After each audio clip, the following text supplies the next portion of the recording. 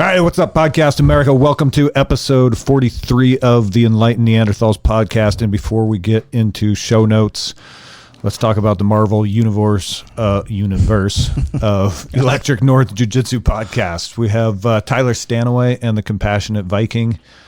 Yep. Danny Leyland, the White Belt Mafia. Yep. Will Notel, Patriotic Islander. Yeah. Christy Campbell and Coffee Talk. Yeah.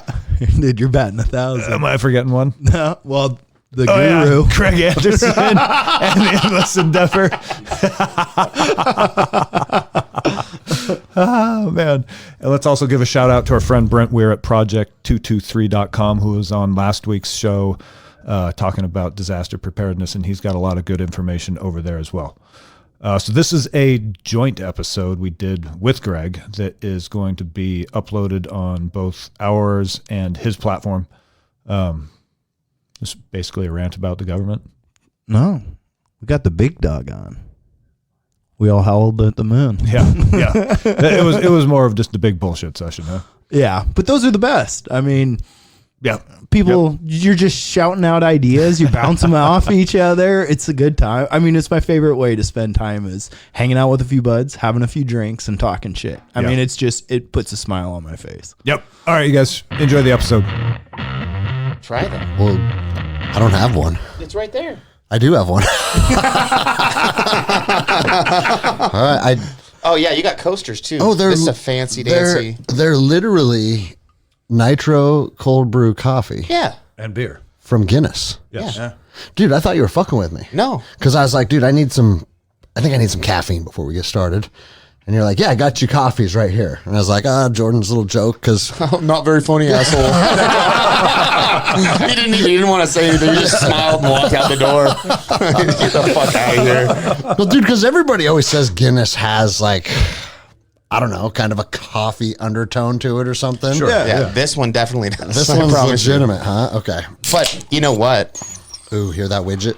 That's my favorite part of Guinness right there. If you take and dump that coffee out, one of these fits perfectly in there, and it looks just like coffee. Yeah. The cops won't pull you over. This is absolutely delicious. It's Hang phenomenal, on. If right? it has a widget, does that mean it has to be poured? No, the widget... Traditional Guinness, you have to pour it so it can mix. So the widget, like, when you crack Releases it, the it nitrogen. releases the... Is that exactly nitrogen? Yeah, is that what it's doing? Yeah.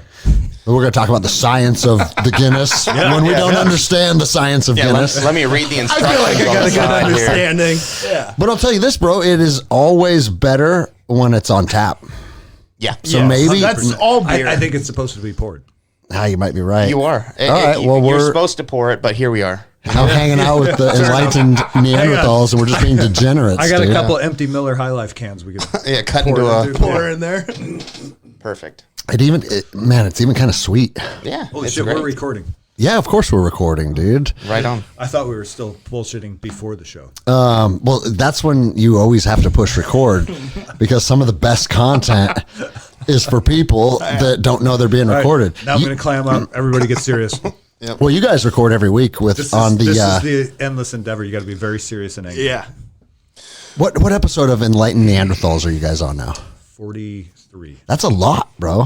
Yeah. And has it been every fucking week? Is that Well, Pretty we damn missed close. a few like over the holidays, but okay? Shame on you, dude. Nah, it's life. That's us, though. It's like, this is weird having three different people setting aside time to get together. to get all three of us in one Yeah. room every single week and let's be honest, a 2 That's hour tough. show takes us 5 Yeah. hours to Yeah, record that's because tough. we take breaks and we smoke joints and then like you guys the conversation that happens at the pee break, a lot of times it's like, damn it, we should have been recording that. Yeah. But we walk out of our studio, you know? We should just get headphones with little transmitters. So I can tell the Neanderthals are used to mics where the top is the recording window. Oh, shit. On those ones, it's the front square. Okay, hang on. So you might have Dumbasses. to adjust it a little bit.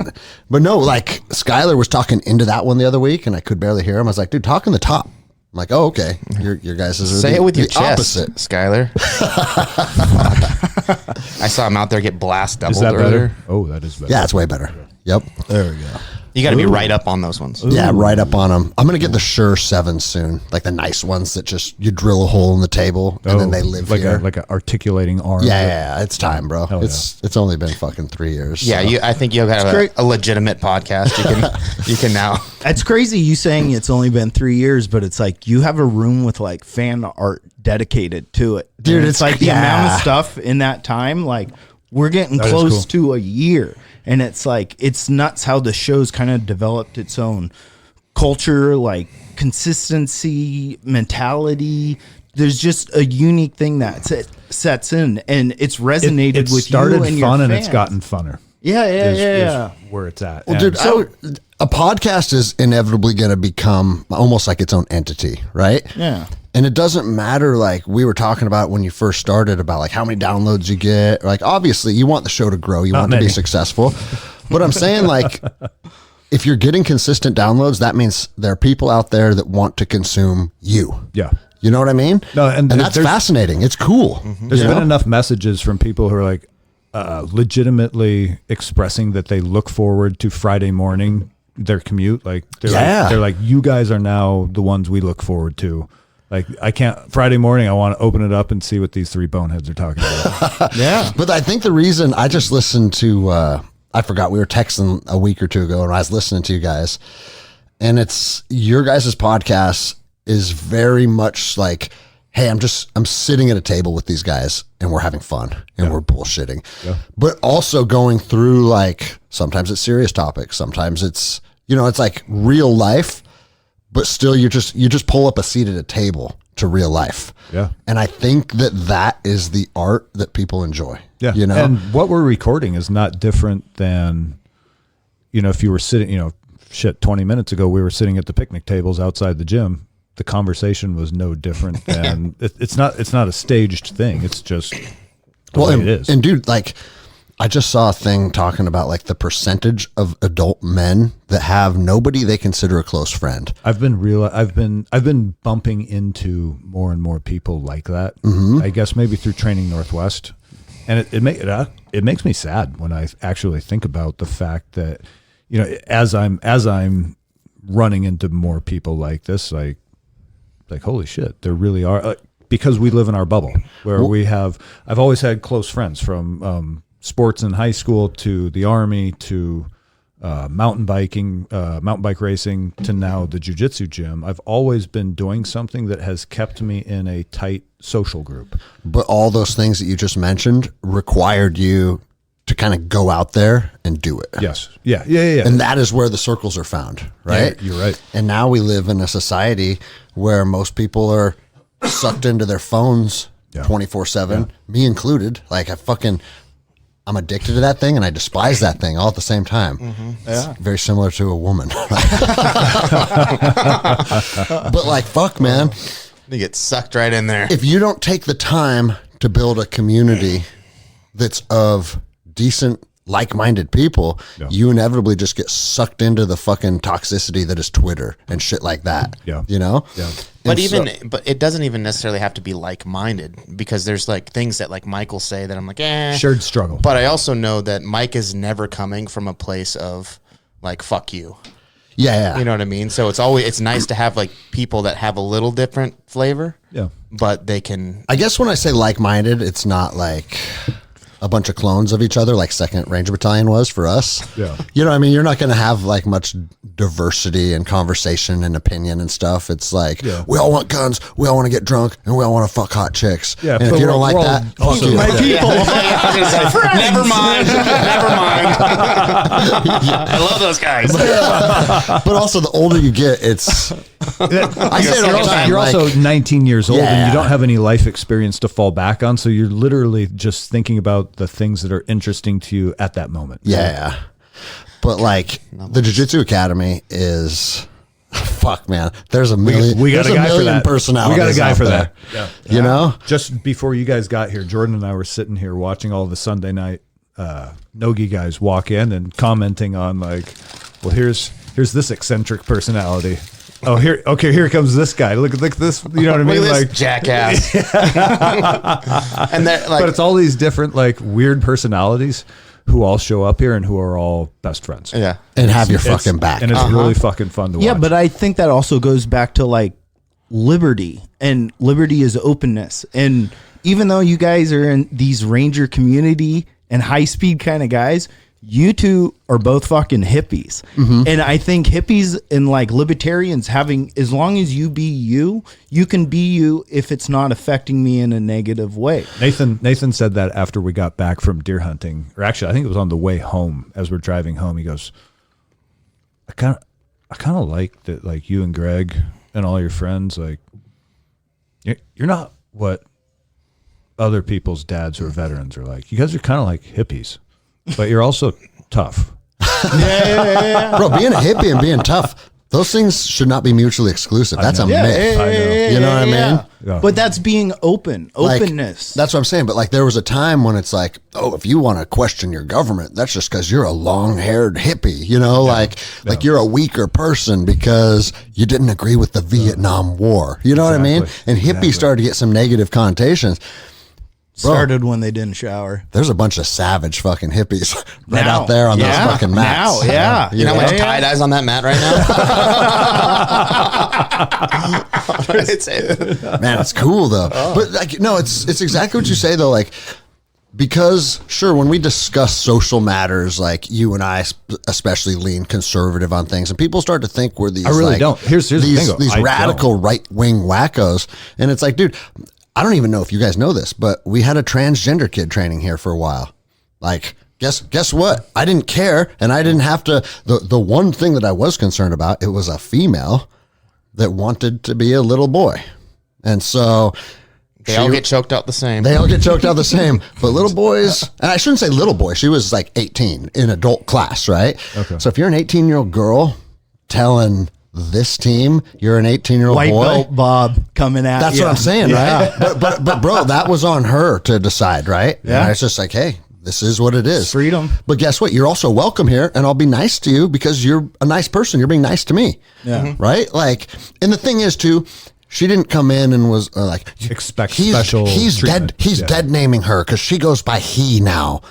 Okay, I'm sorry. What the fuck did you even just say? You've heard that, right? No. If they go by if they go by he now, and I refer to her as a her, that's like disrespectful or something. Okay. But the thing is, like, I didn't even know any of this. I just happened to know, basically, like a family friend that kind of gave me a little heads up on the situation, right? But I don't care either. And here's an interesting thing. When Will came in here, and he talks about it on a podcast last week's episode that hasn't dropped yet. He's like, bro, when I walked into your academy as the only brown guy, like, I was nervous Me too. for him.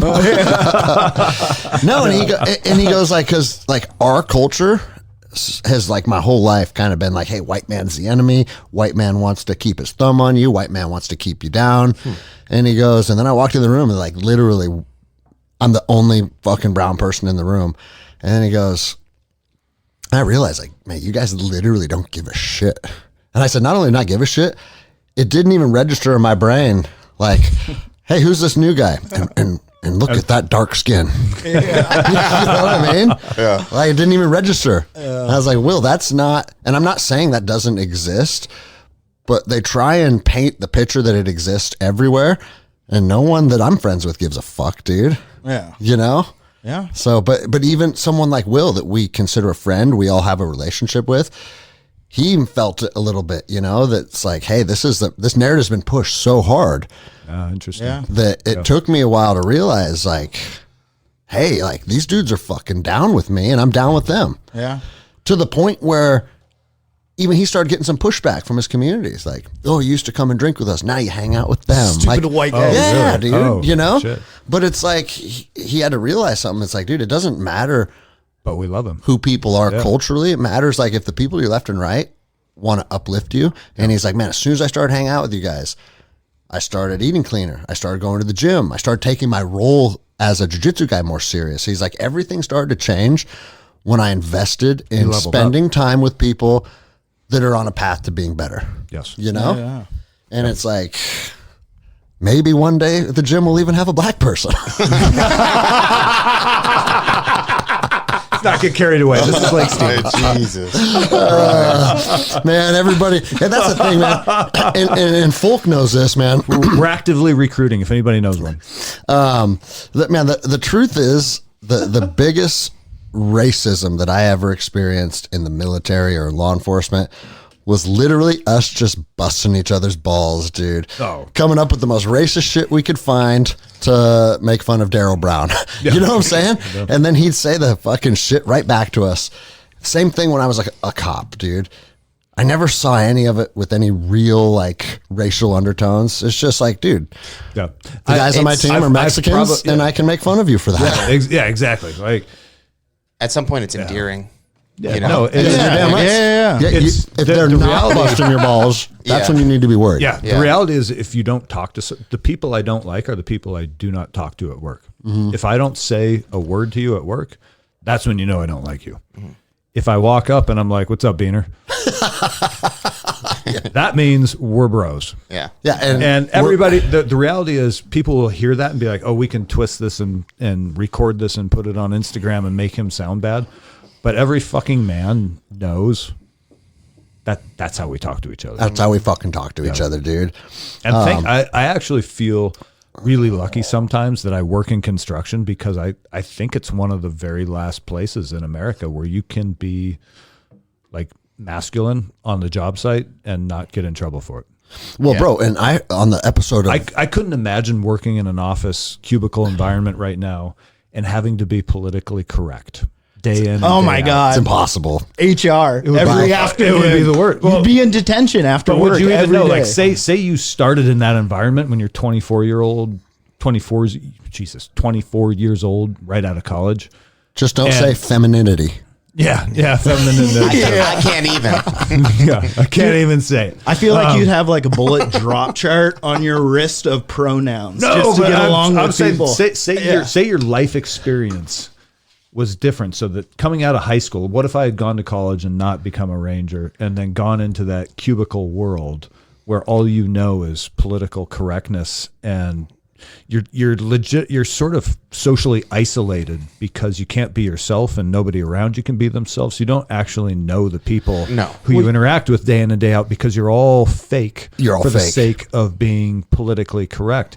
And that is one of the reasons why people are emailing Greg and saying, I have no friends, I have no connection, I have no community, because nobody is fucking real. They're all suppressing their thoughts because they're afraid of getting in trouble with the fucking woke thought police. And for the irony of all this is 95% of people are walking on eggshells because of the 5%, which includes a fraction of a percentage of actual like people that are part of a minority community or people that are part of like LGBTQ. It's a small fraction of white Karens that are looking to get offended over anything. And now everybody else walks on eggshells for a few of them in the office. Because they're a bunch of bored ass housewives. They got nothing better to do than walk around the HOA and write fucking notices because Steve's yard is too long, and they have no purpose in life. Bro, I got a fucking photograph of my boat mailed to me Jesus. from the HOA saying, you can't have boats in your driveway. And it's like, dude, not a knock on the door, not a, hey, what's up? Like, Who and took the time? And bro, Send an email. It's Yeah, easier exactly. to How many emails went around that like, hey, Greg Anderson down at house number whatever, he's got a boat parked and there's like 6 of them. They're like, okay, somebody go take a picture and then we'll file a report with the board and then we'll send him an email with a pic. We'll walk. No, I don't want to walk it down there. Are you kidding me? Like, we'll send him an email with a picture of his boat in his driveway and tell him he needs. It's like, what the fuck? Do you not have real problems? I know, bro. But dude, that's why like I've been talking about last couple of weeks, the Forge Ferocity online accountability network that I'm building. It's exactly for this. Start beating up HOA presidents. No, because bro, That's one of the fucking workouts. recruiting's through the roof.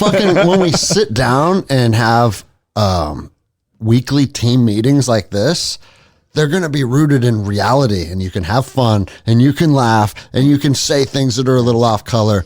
Like I'm Drink a few beers. Dude, yeah. Talk a little shit. I have people that are like, I'm sure you guys. What did Susan say at the water cooler this week?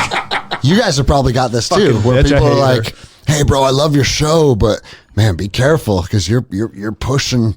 You're starting to encroach on that line. And I then don't what? give a What fuck, line? dude. Yeah, exactly. You know, let's Well, encroach on that fucking line. Yeah. I'm fucking tired of the line. You've already had the FBI knocking on your door saying, "I need to talk to you about a we need to talk to you YouTube about video." a YouTube video. Fuck you. You were so nice to them, dude.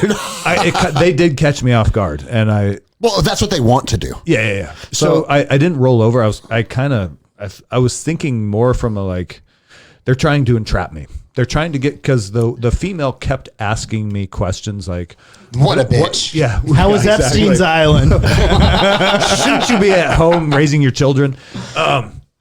She kept asking me things like, what was your mindset when you were headed to this ambush point? I was like, what? I didn't head to any ambush point. I talked about hypothetical situations on a camera. And so, she asked me probably 5 or 6 questions Like along those digging. lines. And Yeah, I was bro. like, I said, I think these are what you call leading questions, and you're trying to put words into my mouth. And Yeah, because when they fucking prosecute you Yeah. for, Yeah. you know, there's a lead spinning up an insurgency. Exactly. They can say, well, you know, when I talked to him in 2022, he was of the mindset of, Yeah. you know, and Yep. then like Yep. that I'm really fed up with the government and I just want to attack them. Yeah. You know? I'll give you plenty of ammunition. You don't need to go like lead me into it. Trust me. So- I say plenty of shit that they could use against me if they wanted to. And one of the funny things is that It is half our The listeners, last- though, so yeah, I know. But you know what? All They're 12 of them. required to listen, and they're probably charging Down- the taxpayers overtime to do it. So. Downloads or downloads. that's what we're saying. Yeah, like, share, subscribe. We keep saying. The last year and a half, as I've legitimately gone from being atheist to being spiritual. But as you start to become more like, as you find your spiritual center and you start to not like truly not care about things like death, it's not even a concern. What's more of a concern is not living on my terms. And then you start thinking about authorities and how the government or any entity you want, like whoever has authority over you, and you say it's only because I let you. And so more and more I'm realizing that I just do things that I want to do, and I don't ask permission. I don't give a fuck if the state requires a license. I don't care if there's a fee for that. I don't fucking care, because I no longer respect their authority. They have so abused their authority that it is no longer respected by me, and I'm not going to give them the honor or the respect of obeying their rules. I just do whatever the fuck I want. And bro, that's not being like a revolutionary or No. fucking like. I'm just trying to be reasonable. I'm just trying to be me. It's now more reasonable to say fuck it and do what I want than it is to try to jump through all these hoops and realize that they'll never, that like there's an intentional diminishing of someone who's trying to make their own life. They do not want you self-employed and sort of self-sufficient. They want you dependent on, or they want you in financial slavery and dependent on systems and handouts. 100%. And anytime you say anything that would make someone just take a step back and be like, Or even try to do anything, like, again, trying to get Training Northwest up off the ground and start a business, and you just run into like, you know, red flag after red flag, dead end, file this. bureaucracy. Yeah, and it's like, you know what? I'm not even going to do it. I'm just going to go run this business and not ask permission. Well, let me get it off the ground before you guys start trying to Yeah. fucking weigh me down. but they know. don't want it off the ground, No. because then you become self-sufficient. and bro, not only like in our case, it's tons of red tape with the county and with the You state. know, those are the white men that the black guys are talking about. Will. Those motherfuckers, not us. Yeah, but one time I remember you saying, Tobin, that like America is at a big lack of innovation at the moment because it's due to restrictions. Yeah, they stifle innovation with all these restrictions. Yeah. And it makes you wonder what, like, maybe the United States Think about could be what if. think about what came out of California when California was the idealistic California, not what it is today. 1975 California, when it was a liberal mecca because there were no restrictions. Yeah. If you were Farming, you were Carol Shelby and you wanted to build the baddest ass car that had ever been created, and you didn't want to deal with The man, government yeah. restrictions, you went to California and built a Shelby Mustang. And now it's the complete polar opposite of that, where if you want to be Mike Kozak and Build a lawnmower, you're getting start a Mexican food truck tax for carbon that sells weed out the back. Strictly fentanyl. I know what's in demand right now. Now you've got to pay 16 different licensing agencies and have 4 inspections. You know what I mean? It just goes on and on and on. And where the thing that sucks about this is it's the frog in the pot analogy. Yes. Because this has been going on for probably Decades. 5 decades. Yep. To where now, if I want to start a jiu-jitsu gym in my backyard, which is what this place is, Yep. fuck, you can't do that. Constant battling. You can't do that. Exactly. Think about that. Well, to teach people how to roll around on a mat in the evenings in your own property has become this giant hurdle. That's going to cost me so much fucking money, dude. Why? Why does the government need to restrict people coming to Greg's backyard to roll around on a mat? Well, that's the thing. And you know what they kept saying to me? Because they want to act like, oh, look, we got the community's best interest. He's like, well, what if you were Costco? What if my aunt had a dick? She'd be my uncle, motherfucker. I ain't Costco. This is a one-man business teaching you. What if you were, the reason that we can't just allow things like this, Greg, because what if you just wanted to put Costco in the backyard of your house? And it's like, shut the fuck up, dude. That's not what we're talking. Yeah, exactly. That's not. Well, there's no nuance. There, right? Yeah. You start looking at it from, because I get where they're coming from with the Costco analogy. Yeah. When you start to backwards engineer this whole thing, you go, okay, well, what does that mean? Like, at one point you guys needed to put a restriction on something for this, and then that person didn't want to lose their job, and because they moved it down the line for another guy, and then next thing you know, there's so many different people things have to go through to actually get to a point where we can have a place like this that they think everybody needs to fucking put their hand on it, and they don't. And they get to tell you what to do. Oh yes, they want to, because they want to validate their job existence. because they need to keep their jobs. Yes. So And that's what happens. And as soon as they see someone, because bro, I'll show you the list. Jenny typed out an annual income. List of fees. No, the annual income that Electric Jiu-Jitsu generated from 2015 until last year, and it didn't break 20 grand for fucking 6 years. Yeah. You know what I'm saying? I thought all business owners were rich. And so notice that it wasn't a big deal when Electric Jiu-Jitsu was making 300, or when it was making fucking 20 grand. Yeah. But as soon as it's making over 200, fuck yeah, let's get him. Let's get in. Right? Price bracket. And they literally said to me, said to me verbatim, well, here's the deal, Greg. It's just getting a little too big. I said, what the fuck I is said, that? I was in law enforcement for a long time, and I know when you're talking about anything with any legality, any legal purpose, that verbiage is important. Okay. So you can't just call me and say I'm a little too big. Am I allowed 50 cars a night on my property? Is 51 where it now encroaches on a little too big? They couldn't answer it because there's not anything. Yeah. They keep it arbitrary. So it's always moving the goalpost to suit whatever their current needs are. Yep. And it's insane, dude. Yep. It's insane. Bro. Like, They listen too, by the way. well, bro, it also like, oh, I know they do. I know. because those motherfuckers, when I talk to them, Between the DHS, FBI, and the county, this is like 60% of our listenership now. yeah. Isn't that so weird? Like all my 2024 sponsors re-upped, so thank you. Thank you for that. No, but I think about it like,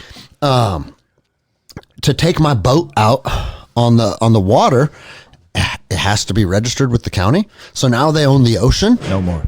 Why does the government own the ocean? Yeah, no, they don't. They fucking don't. Or how about to go out into the mountains? You got to have a forest parking pass, and you have to have a whatever recreation pass for the mountains. Yeah. Well, hang on. This is what people need to realize when they hear us saying this, is that when you say it's literally a racket, this is a mob protection scheme. They're literally telling you, we won't beat you up and throw you in a cage if you pay us a fee to go for a hike. Yeah, that's right. Hey, you want to take your family boating and go catch some salmon for a day?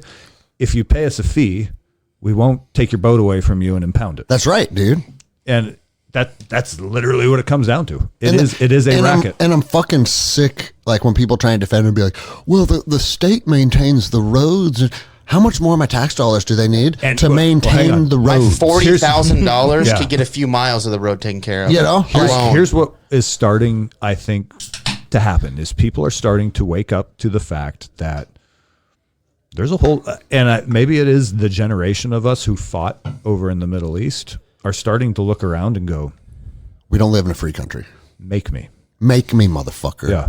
Because I walk her every time I see a police officer out of their car now, I'm eyeballing them because I want to know. And I told these guys, but I walked out of a grocery store in Marysville 2 weeks ago.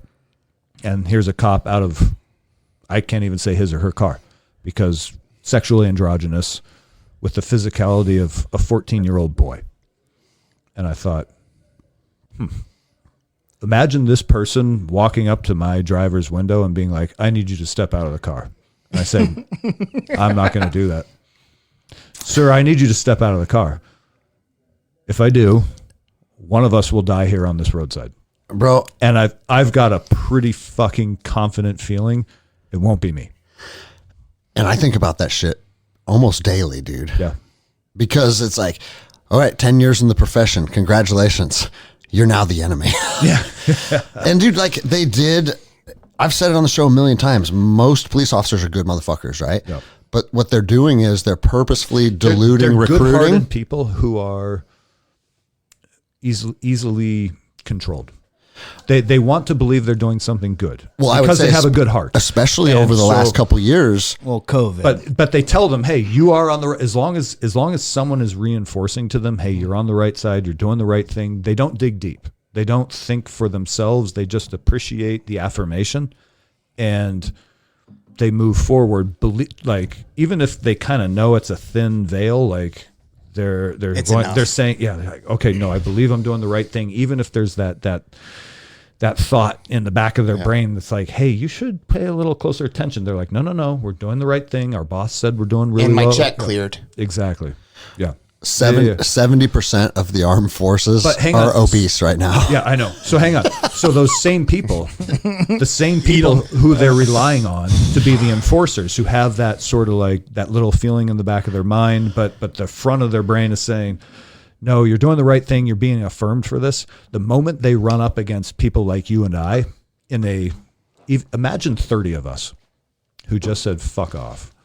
The moment those people who don't have true conviction, because the people on our side have true conviction, and this is the power of the true believer, right? It's why the Taliban, after 20 years of war with us, are victorious. Precluded by 20 years of war with fucking Russia. Guess who's in power in Afghanistan in 2024? Because they were true believers. And when you're a true believer, you have staying power because you don't give a fuck. There is nothing for you but death or winning. Fuck yeah, and dude. when the little yes men are told to stack up on your door and there's 30 true believers in that building, they're all going to go, hang on a minute. I think I got COVID today, boss. Don't think I'm going to make this one. And that's more and more. So I'm circling all the way back around again. I think people are waking up to the fact that we have a lot of power in our conviction and in our numbers. Yeah. More power than they've ever imagined. Yes. Mm-hmm. And to the point, like I always bring up the Christopher Dorner example, who was a former cop that just kind of went postal. He had his fucking Office Space moment where he's just like, fucking, I'm done. Right? Just started shooting the like Xerox when you machine. say Postal started shooting? Or? Yeah, I went and started shooting people. Oh, shit. And bro, it was when I lived in Los Angeles. Yeah. From fucking Los Angeles to Big Bear along the 91, San Bernardino County, LA County. Like, bro, cops were so fucking scared.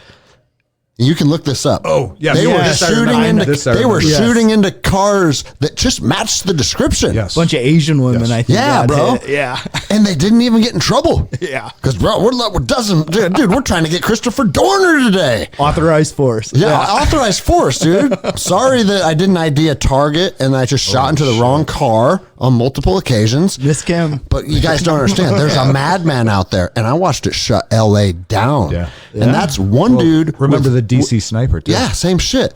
Yeah. And these are fucking cheese dicks, bro. Yeah.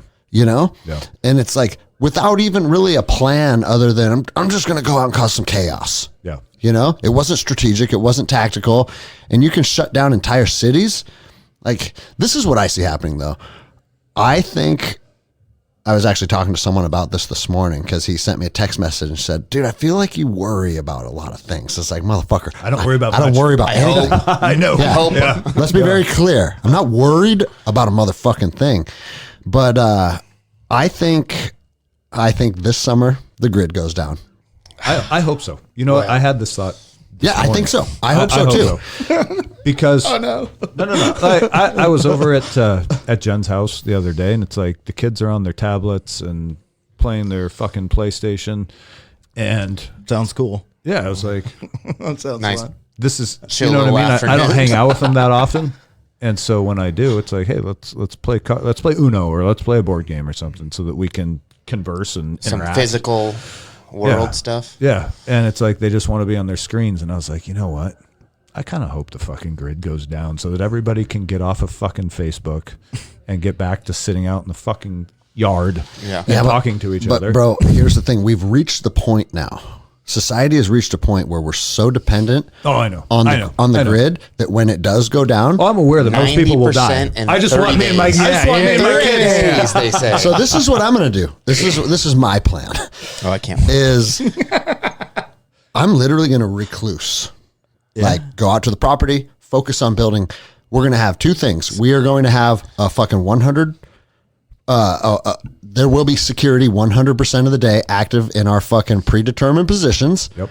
24/7 round the clock security, challenge and pass. And if you get it wrong, you're taking one to the dome, dude. clapped. Sorry. Right. But I don't want to push outward at all. I don't want to go on fucking like HK, go. Let's go after these guys. Oh, it's our time to do whatever we want. This is what I'm going to do. I'm going to recluse for literally 2 years. Yeah. And I'm going to fucking let the cities, all the inner cities are literally going to eat themselves. Like Here's our the other problem thing is that's going to gonna be resolve interesting, itself. though, is you won't know. No, Because you're if- right. If the grid goes down, all communication other than very close range will probably cease for a long time. But it depends And on so- how the grid goes down. Yes.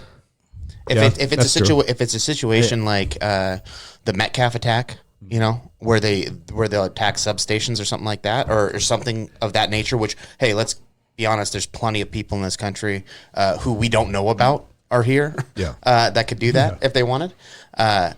Something like that happens, then there's going to be communication, right? Because then we're going to have electronics, we're going to have all the stuff we need to have communication or charge batteries or have our little electronic situations. But if there was a EMP that happened, Everything's out. everything's screwed. Yeah. So it depends I on was kinda hoping which it'd the be grid down situation. A global EMP that Yeah. can't be recovered from. Yes. Just to keep my kids off their Hey. fucking video games. Hey, bro, as I said, hey, You're never gonna know what Zelda does at the end level, motherfucker. back to the fucking Stone Ages. Yeah. And that's where we'll thrive, dude. Yes. I think that we would all be so much happier living like pre-industrial. 100%. It's gonna, Turn the century, and I've even told 1900s. my kids this verbatim. I'm like, you're gonna be hungry sometimes. You're gonna be cold sometimes. On Wednesday night, you're not going to Chipotle. We're grilling banana slugs. Ew, I'm not eating slugs. Yeah, I bet you ain't eating Then slugs. don't. You know, We'll see what's Because for our breakfast property in the just morning. doesn't have probably be banana slugs. it doesn't have a lot of squirrel. It is what it is, right? And then we adapt to that. We build our fucking cabins. We learn to fucking like read the waters and fish the streams and the river. And like we start to live life how life is supposed to be lived. Yeah. Then we go on the offensive and we sweep across the country like Alexander did when he took over the Persian Empire, bro. Yeah. Ride an elephant. Yes, bro. Yeah. Like, have you guys seen that new Alexander series on Netflix? No. So it's one of those series. I don't know if you guys like these. They're literally my favorite, where it's half a movie and half historians talking to you about Oh yeah, the battles. Oh, it's like a docu-series. A docu-series, yeah. It's like a new thing. The first time I watched that, I was like, oh, get that bitch off my screen. I'm watching a movie, right? And now, bro, what I've realized, Fucking women talking through the movie all the time. bro, I learn and I retain the way that they break those down. It's like, hey, you get to get engaged by watching it and having like this emotional response. And then they talk you through it. And bro, that fucking dude, he literally was just like, I'm going to do whatever the fuck I want. And all of his generals and all of his closest confidants are like, dude, you're the fucking king of Macedonia. Like, you're good. Like, I don't give a fuck, dude. I'm going to take over the western front of the Persian Empire. And he went and he did it. And this is how crazy it was, is that the Persian king came with his army. Well, do you know who they bring to battle with them? The Persian kings and the royalty? Slaves. No, they bring their court with them. Oh. So he brought his wife and his sister and like the royal court in the royal tent. Alexander circled around and abducted those motherfuckers. Made his wife Alexander's wife. Even fucking knocked her up and shit, bro. That's what you do. She loved it. And bro, she did love it. Of course she did. That's a real man. And the king of Persia, soy boy. the king of Persia fled. Like I said. He fled when Checks that dude has your wife, right? So that his name was King Darius III. He sends a letter to Alexander as like A fucking letter. I can't read, motherfucker. Let's go. hey, and it says, hey, you've successfully conquered our entire western front. You even control down into Egypt now. I'm literally happy to just fucking call it a truce, handshake. Congratulations, you took a substantial portion of my empire, but let's just live our days in peace. And again, all his generals are like, you did it. You conquered the western front of the Persian Empire. Now they want to give it to you. And he just goes, stop, like fucking stop. And then, hey, start to his scribe. Start writing my letter in response. You ready? No. I'm coming to kill you, so the entire Persian Empire is mine. Yeah. Like, when did that stop, dude? No. Yeah. You know? Well, it hasn't. It's just, that's why it's hot at the moment. The Yeah, you're power, right. that's what power is. What is, like, the Roman Empire conquered? You have the Russian Empire. You have the British Empire. Conquering land and taking over resources is what humans have done all throughout history. We have an American empire right now that's crumbling. Yes. And so what you're seeing is, what is power? How is power holding on to things? But just Now you're right, bro. And now, like, everybody's starting to see The American empire is crumbling. And all the dogs are fighting for and a seat everyone's at the table. positioning for what's next. yeah. You know? Yeah. It's crazy to me that since the beginning of time until very recently, though, the men, i.e. Alexander, dude, he was like 21 when his dad died and he assumed the throne. And he said, I'm taking over the Persian Empire. Yeah. Come and stop me. And he led from the front, literally in the front with the horse, leading the fucking charges, right? But you know what? Leadership is leadership. And that's the other reason why I don't have a lot of anxiety over the current situation. Because they hold no leadership. They have zero leadership ability. Yeah. And that's another reason why it's all crumbling, is that we are being led by people without leadership ability. And it's becoming very obvious.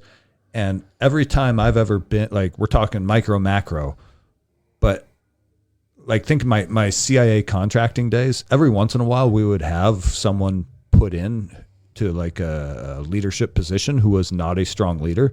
Very quickly, they'd be sort of eaten and pushed aside, and somebody else would take the place as the team leader. And this, what's going on at the government level is like a macrocosm of that, where we're seeing this weak leadership over the last, it's been decades. And it's creating World War this II. fucked up situation. This society is crumbling underneath it. And I think right now what we're witnessing is them just desperately trying to hang on to power. And they're cranking down because it's all they have left. You get to see the media be like, you get to see the media being like the last bones of what's holding this up. Yep. Yeah. Because everybody's when that happens, like you see it. The media is what's pushing all their fucking bullshit, and everything else is falling apart around it. And like you said, the wolves are circling, and they see it, and they're just like, "Come on, blood is in the water, and sharks are circling you can't. At this point, they're trying to say there's no blood in the water, but the blood is in the water, and we know it. Yeah. Sure. I'm just saying, dude. Licking your lips over there, buddy. Calm down. And then we have these people that you would think, I mean, like you're saying, blood is in the water, right? And we can talk about all this egregious shit that's happening.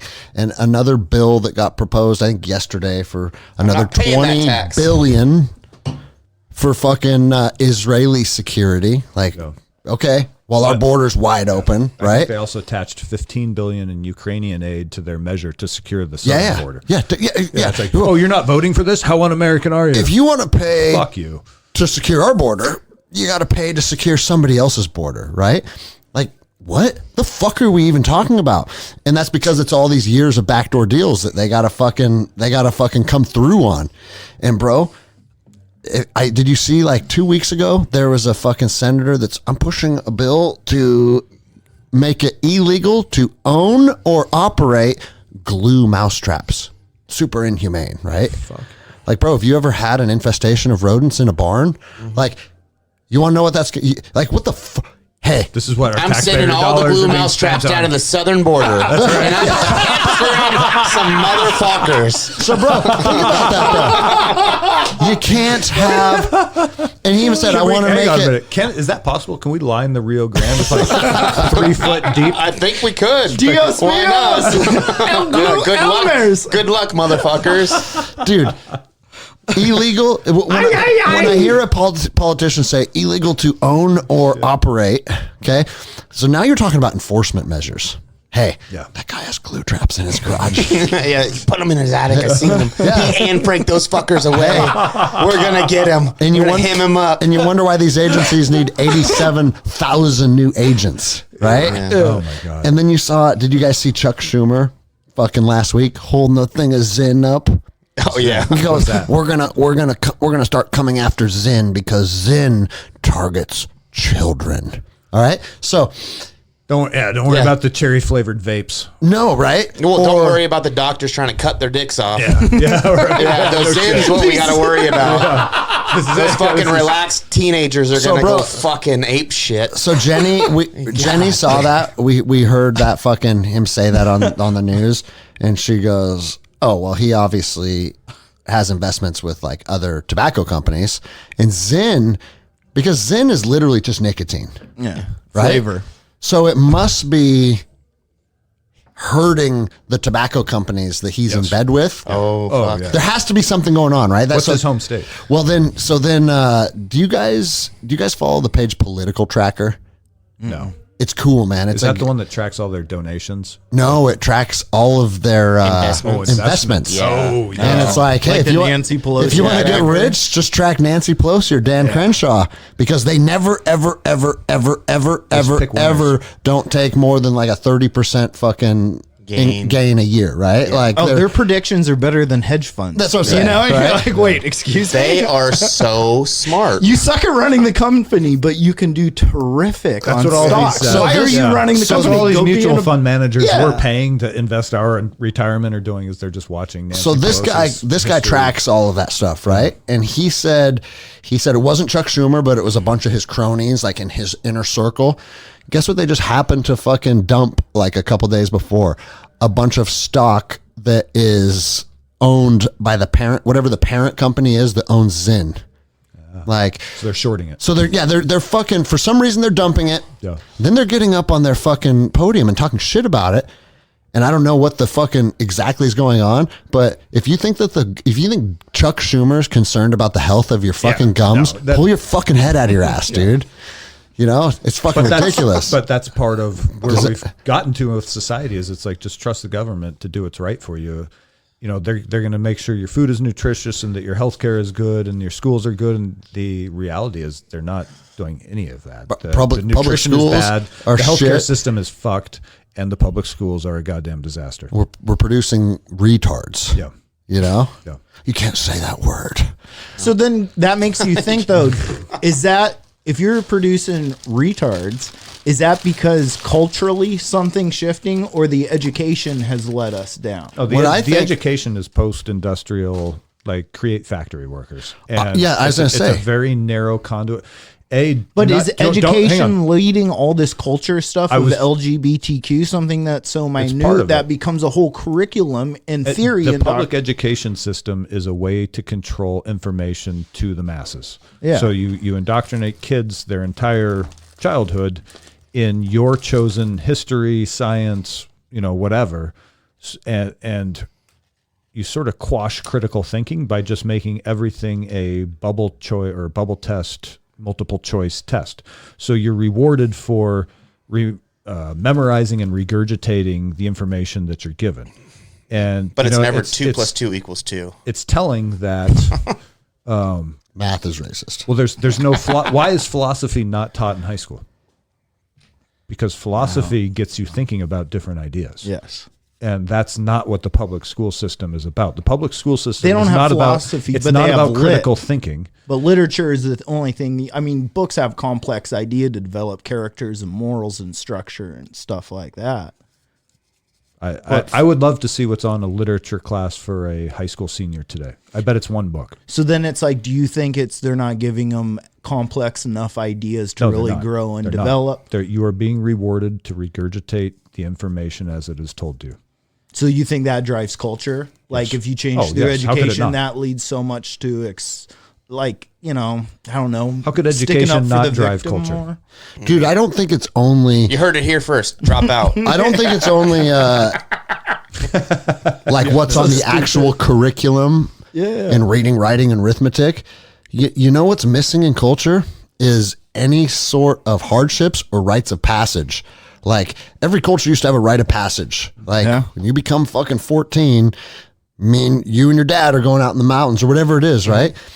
And not that we need to necessarily bring something specific like that back, although it would be good. We should. It would be good, 100%. right? But more importantly, it's just having your life as a child be one where you go through some fucking hardship. Yeah. Like you see those videos of the 1950s. I posted one today, the PT program. The PT and there's program. Actually a speech from JFK where he's saying something about like it's a shame that we would have chubby, fat children who sit around all week and then go watch their high school basketball team on Saturday night and consider that their exercise. I'm going to pull it up because I want to read you the standards. I want to read you the standards that they have for high school kids. I saw it was like 30 pull-ups or something. 34 pull-ups. 5 minute, 5:15 mile, like making fucking studs, right? Yeah. But here's the thing: you can make people's brains stupid. But what they're doing first is making our bodies incompetent. Physically weak. Yeah. And bro, if you're a physically weak person, it doesn't matter what's going on in here. You don't have the ability to say, hold on a second, shut the fuck up, right? Yeah. Like anti-bullying 101 starts with a capability that we're not imparting on people anymore. So for high school kids under this La Sierra system, 34 pull-ups, 52 bar dips, 50 handstand push-ups, run a mile in 5:15, handstand for 45 seconds, swim 2 miles, and then more. That's a fucking gnarly standard to hold high school kids to. But the reality is, I believe that every 16-year-old boy in America is capable of that. If he's being fed right, here's the other thing, bro. Given physical activity all his life, there is not a 16-year-old boy in the United States of America who could not attain that standard. But bro, even if it's something that is, that feels unobtainable. Good. Yeah. There's a reason. There's a reason when that's the gold standard. When you fucking blast a 300 PFT, people look at you and say, "Oh, that dude's a stud," right? Yeah. Because when you do well, that is met with like admiration from people, and so. Why wouldn't we say, hey, if you're a 16-year-old boy, let's shoot for 5:15 mile. Yeah. All right? That's what we should be shooting for. Yeah. Well, I can only run a 7:20. Yeah, okay. We're gonna Congratulations. That's why we're setting the bar at 5:15. Yeah. But bro, we got kids now, like my kids are telling me when they're in public school, hey, it's the 1 mile run today, and kids just start walking. Yeah. Like right out of the gates. Like, I'm not gonna sweat. Why would I run? Go fuck yourself. I'm just gonna walk, dude. And it's like we could talk about that for the next 2 hours because that's like a problem with disrespecting authority, also disrespecting yourself. Like an opportunity to go challenge your physical body is something that should excite a young mind. Like, dude, I did 20 minutes on my stair climber last week, and I came downstairs and I was stretching, and Logan, who's 8, said, "How many minutes did you get, Dad?" I said 20. She ran upstairs. I'm like, she's going to go get 21. She didn't come down until she said, "I just did 21 and I beat you tonight." And I'm like, fuck yeah, right? That's awesome. Like that's since the beginning of time, a friendly competition amongst your friends or your family, or setting a bar that is hard to obtain. It's just like in Ranger Regiment, dude. Like there was a lot of standards we were expected to meet, And the dudes that were studs were looked at, hey, you're a fucking stud. And that came with, like what you said, admiration. That is the opposite of we're all equal. Yeah. You know? Yeah. And now we're trying to pretend everybody's equal. And it's like Rogan always says, you can't have equality of outcome without the equality of effort, which we can never have. Never have. So now what do you do with that? You gotta fucking put people that perform at a higher level on a pedestal and say, hey, those are the people that we should be aspiring to be. All right, here, I'm going to take it toward the woo here now because you're packing that cigarette thing. It's not a cigarette thing. In the interest of balance, it's a cigarette. And the yin and yang of things, the universe at both a macro scale and like the very most micro scale of like particles, if everything became the same, would cease to exist. We require balance for our very existence. You can't experience light if you don't know what dark is. If you didn't know what sadness felt like, you would be incapable of understanding what joy felt like because there has to be a contrast. So this idea that all people can be just equal get yourself and the a same wife, is, and sooner or later you'll find some of that sadness.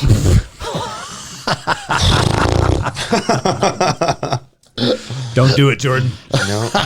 There's two of us in the room warning you. I don't need the government. I'm to tell me. kidding, Chandra. I love you. I don't need the government to tell me Right. how the fuck I feel. That's right, dude. But it would be impossible for all people to be equal, and that's like the fatal flaw of socialism and communism is that it's no matter how badly these people want to scream that they're all the same, they're not. It's not possible. Existence would cease. Something I think a lot about equality is like driving factors aren't based off of equality. To things to evolve, for evolution to happen, it has to have mutations and suppression, right? Suppression of existence. If something's constantly attacking you or the sunlight gets reduced, you're going to evolve physically, mentally, emotionally to adapt. That's why we came from monkeys, like rats became monkeys, you know, when the asteroid hit. Like, evolution is a force that drives change. And without having that, you're constantly lost. You have nothing to push you to be better. We talk about jujitsu. It's like, well, if you have a hard training partner that when you roll with and you practice with, he makes you level up. That's what makes you better. Mm-hmm. It's the oppression. If someone you constantly beat, you're not going to have as finesse, a grittier, a more established and thought out game than if someone just let you have it every time. Change and evolution cannot happen without pressure, is what you're saying. Yeah. You require, in order for us to grow, we require someone to force to stop us. That's what it is, but that's what evolution is. So what you're saying is all these motherfuckers trying to put their boot on the back of our neck. They're making us stronger. We should thank them for giving us a gift. The endless endeavor would not exist without them. Yeah, that's right. Exactly. Dude. All of this is form but that's growth. When you have things work in your life that you don't like, you have to figure out a way to pivot and to evolve. It changes you as a character. It might stress you in more ways and change your personality, or it releases your personality and it becomes better because maybe you make more money or you feel more fulfilled. But you need pressures to change you. Dude. So it's a hard thing accepting negative times. Bro, Tom out there. Savage fucking blue belt Tom. So I promoted gifted him. Tom. Gifted Tom. Yeah, that's what we're gonna start calling him. Gifted Tom. I promoted him to purple belt on Wednesday night. How long has he been training? Like, yes, he's at like just under 2 years, right? He's a fucking much deserved though. Much deserved. Much deserved. And so, but I said that almost verbatim during his promotion ceremony. I said, "Listen, guys." There's a couple of different reasons why I'm promoting Tom. One, he's moving. Like the Navy's stationing him in San Diego, so he's leaving the team. And I wanted to send him off with having a piece of our lineage, right? Because I only like to do promotions once a year. But because of these circumstances, I'm going to bring you up and I'm going to acknowledge a couple things about you. One thing I want to acknowledge is that the value you provided to this team may not have been long in duration, right? But the amount of time you were here, you provided an exceptional amount of value. And that value was found in kicking the shit out of the toughest dudes on my fucking team. Yep. And I looked down the line and it was like Andy, Stanaway, Will, like a bunch of brown belts up there. And they were all like nodding in agreement. And I said, and you know what? It didn't feel good to any of these guys Didn't feel good to me. Like, Tom's had some success with me. You haven't fucking submitted me yet, and you never will. But he's been able to sweep me and get on top of me and put me in bad positions. And I said, dude, that is the gift that you provided this team for while you're here. You made people uncomfortable, and you made people have to go home and look at themselves in the mirror and be like, what the fuck, dude? I'm not what I thought. And we need that. Yeah. And we need that in life, dude. Yes. And it's like, that's why, fucking almost every episode we go off on jiu-jitsu tangents. That's because jiu-jitsu mirrors life. Yes. That little feeling out there of fucking a guy that's been training jiu-jitsu for 18 months, sweeping me to knee on belly. And I'm like, dude, what the fuck is happening right now? It doesn't even make sense. This is, I'm mad. This is stupid. Well, you can be mad and it can be stupid, but you better fucking figure out how to get out of here. It's also reality. Yeah, exactly. That's right, dude. But I think that's where they're winning, though, is that feels shitty, though. Like, and we all embrace it. We talk about, like, shittiness is growth. So if you kind of have that mindset, it's like, yeah, adversity happens, but you learn how to pivot and keep going forward. When you have softer people, or you're trying to create a soft world where it's easy to just tell someone, do this or you'll get in trouble. Trouble causes pain. We don't want to deal with trouble. We're constantly going to be conditioned to go soft. That's what eliminating diversity in society, adversity, diversity, these two words I think are interchangeable. That's where that whole equity, we want everyone to be equal, no negative outcomes, but it's like negative outcome is life. That's growth. That's evolution. Yeah. And that's what they're making you feel as pain is inflicted. I should avoid this and just do what's easier instead of being like, no, pain is something you should seek and learn to embrace, but keep going. Yeah. True pain is how you grow. Yeah. Even in school. Yeah, bro, 100%. Dude, a night of studying, I remember fucking, like, dude, your brain hurts, but that's resistance in your head trying to condition thoughts, finishing a book. But everything is resistance. Wax on, wax off, motherfucker. So yeah, dude, these fucking people that are, for lack of a better term, destroying America. They're pushing the fucking adversity and the pain. Mm-hmm. Yeah. And some people are going to fucking rise to the top because of this. Mm-hmm. There's no other way, dude. There is no other way. Because our side has conviction, it's a foregone victory. Yeah. I believe that. That feels fucking good to say, doesn't it? Yeah, it does. With no fucking fear, No fear. Dude, how far are you on Wrath of the Wendigo? Only like 4 chapters. But okay. I'm 3/4 away. Holy shit. Yeah. It's a dude, good it's one. It's been on my list for over a year, but because my pile is like 15 deep, I've always put off buying it until your episode last week. Yeah. I was like, you know what? Buying it, and I'm putting it at the top of the pile. And I read the first 4 chapters last night with the hair on my arms standing up. 100%, bro. And I feel like... It feels so real. Dude, it feels like what's happening. The weird part I'm not disagreeing with you. Bro, everything said that I have been learning in the last year and a half about spirituality and this Akashic record of all information that ever was, is, and will be, like, and the time, all point, like, again, Einsteinian favorite physics talk, and God quantum talk, physics. buddy. Yeah, here we go. The future, the past, the present all exist at all times. The past is not necessarily in the past. We're just not at that. We don't exist at that point right now, but we could go there.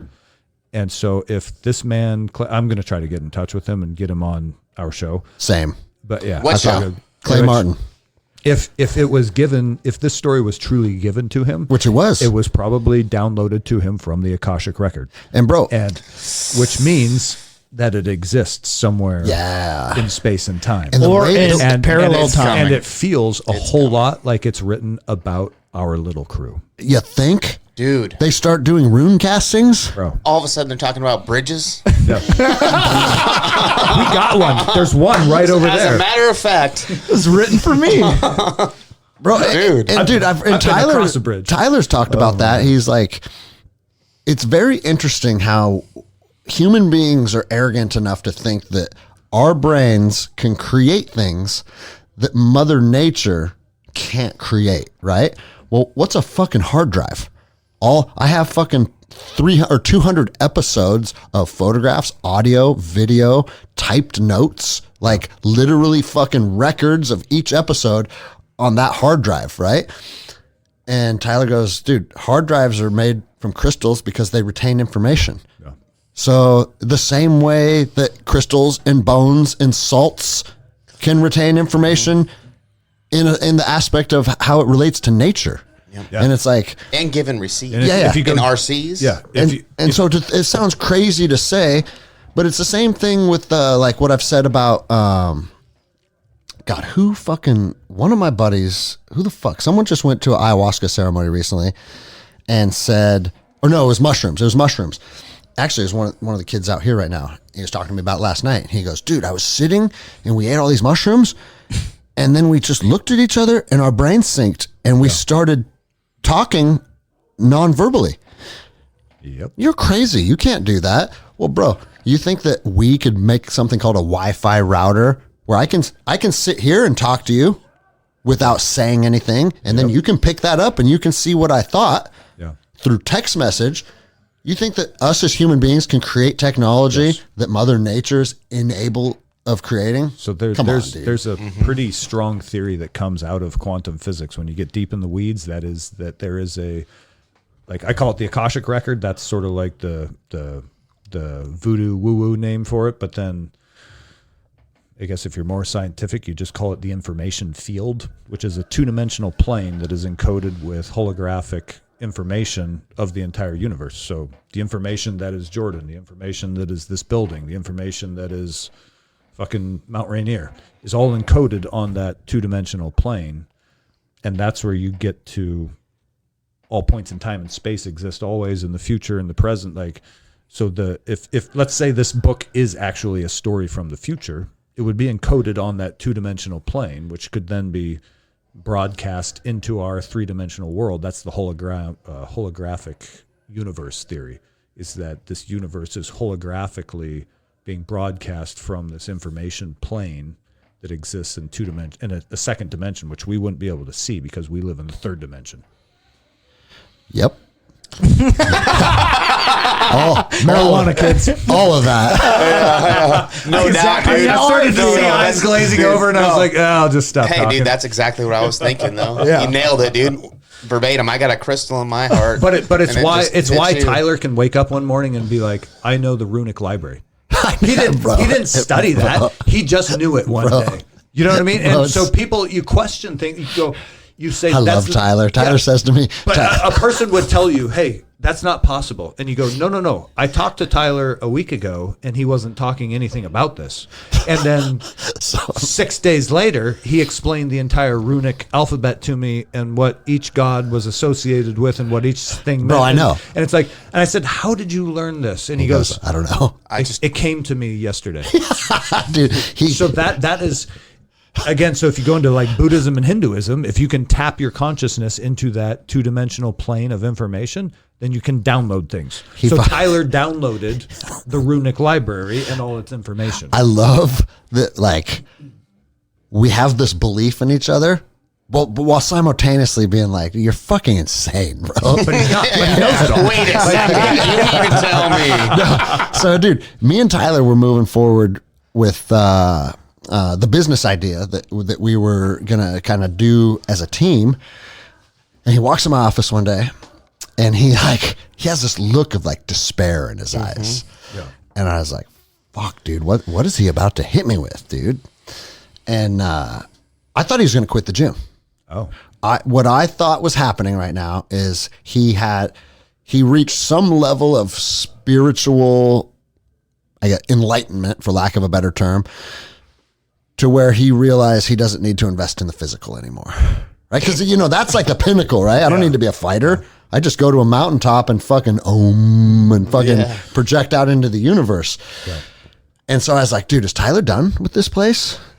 And he sits down. I was like, what's up, man? He's like, fuck. And I could tell, super nervous to tell me. He goes, I'm gonna back out of the program that we wanted to launch together because I've had a calling to become something else, and it's a stones and bones shaman. Bro. And bro, I said, And here he is. cool, bro. I'm not upset with you, you know?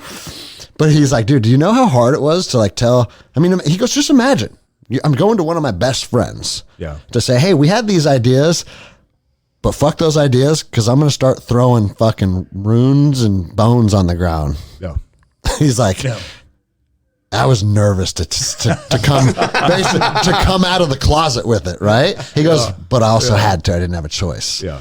And it's like, dude, yep, I got some fucking crazy the best. motherfuckers. Well, we're right back to where Jordan and I were talking about when we were sitting outside before we started, just watching everybody walk in. Like, oh, here comes this guy.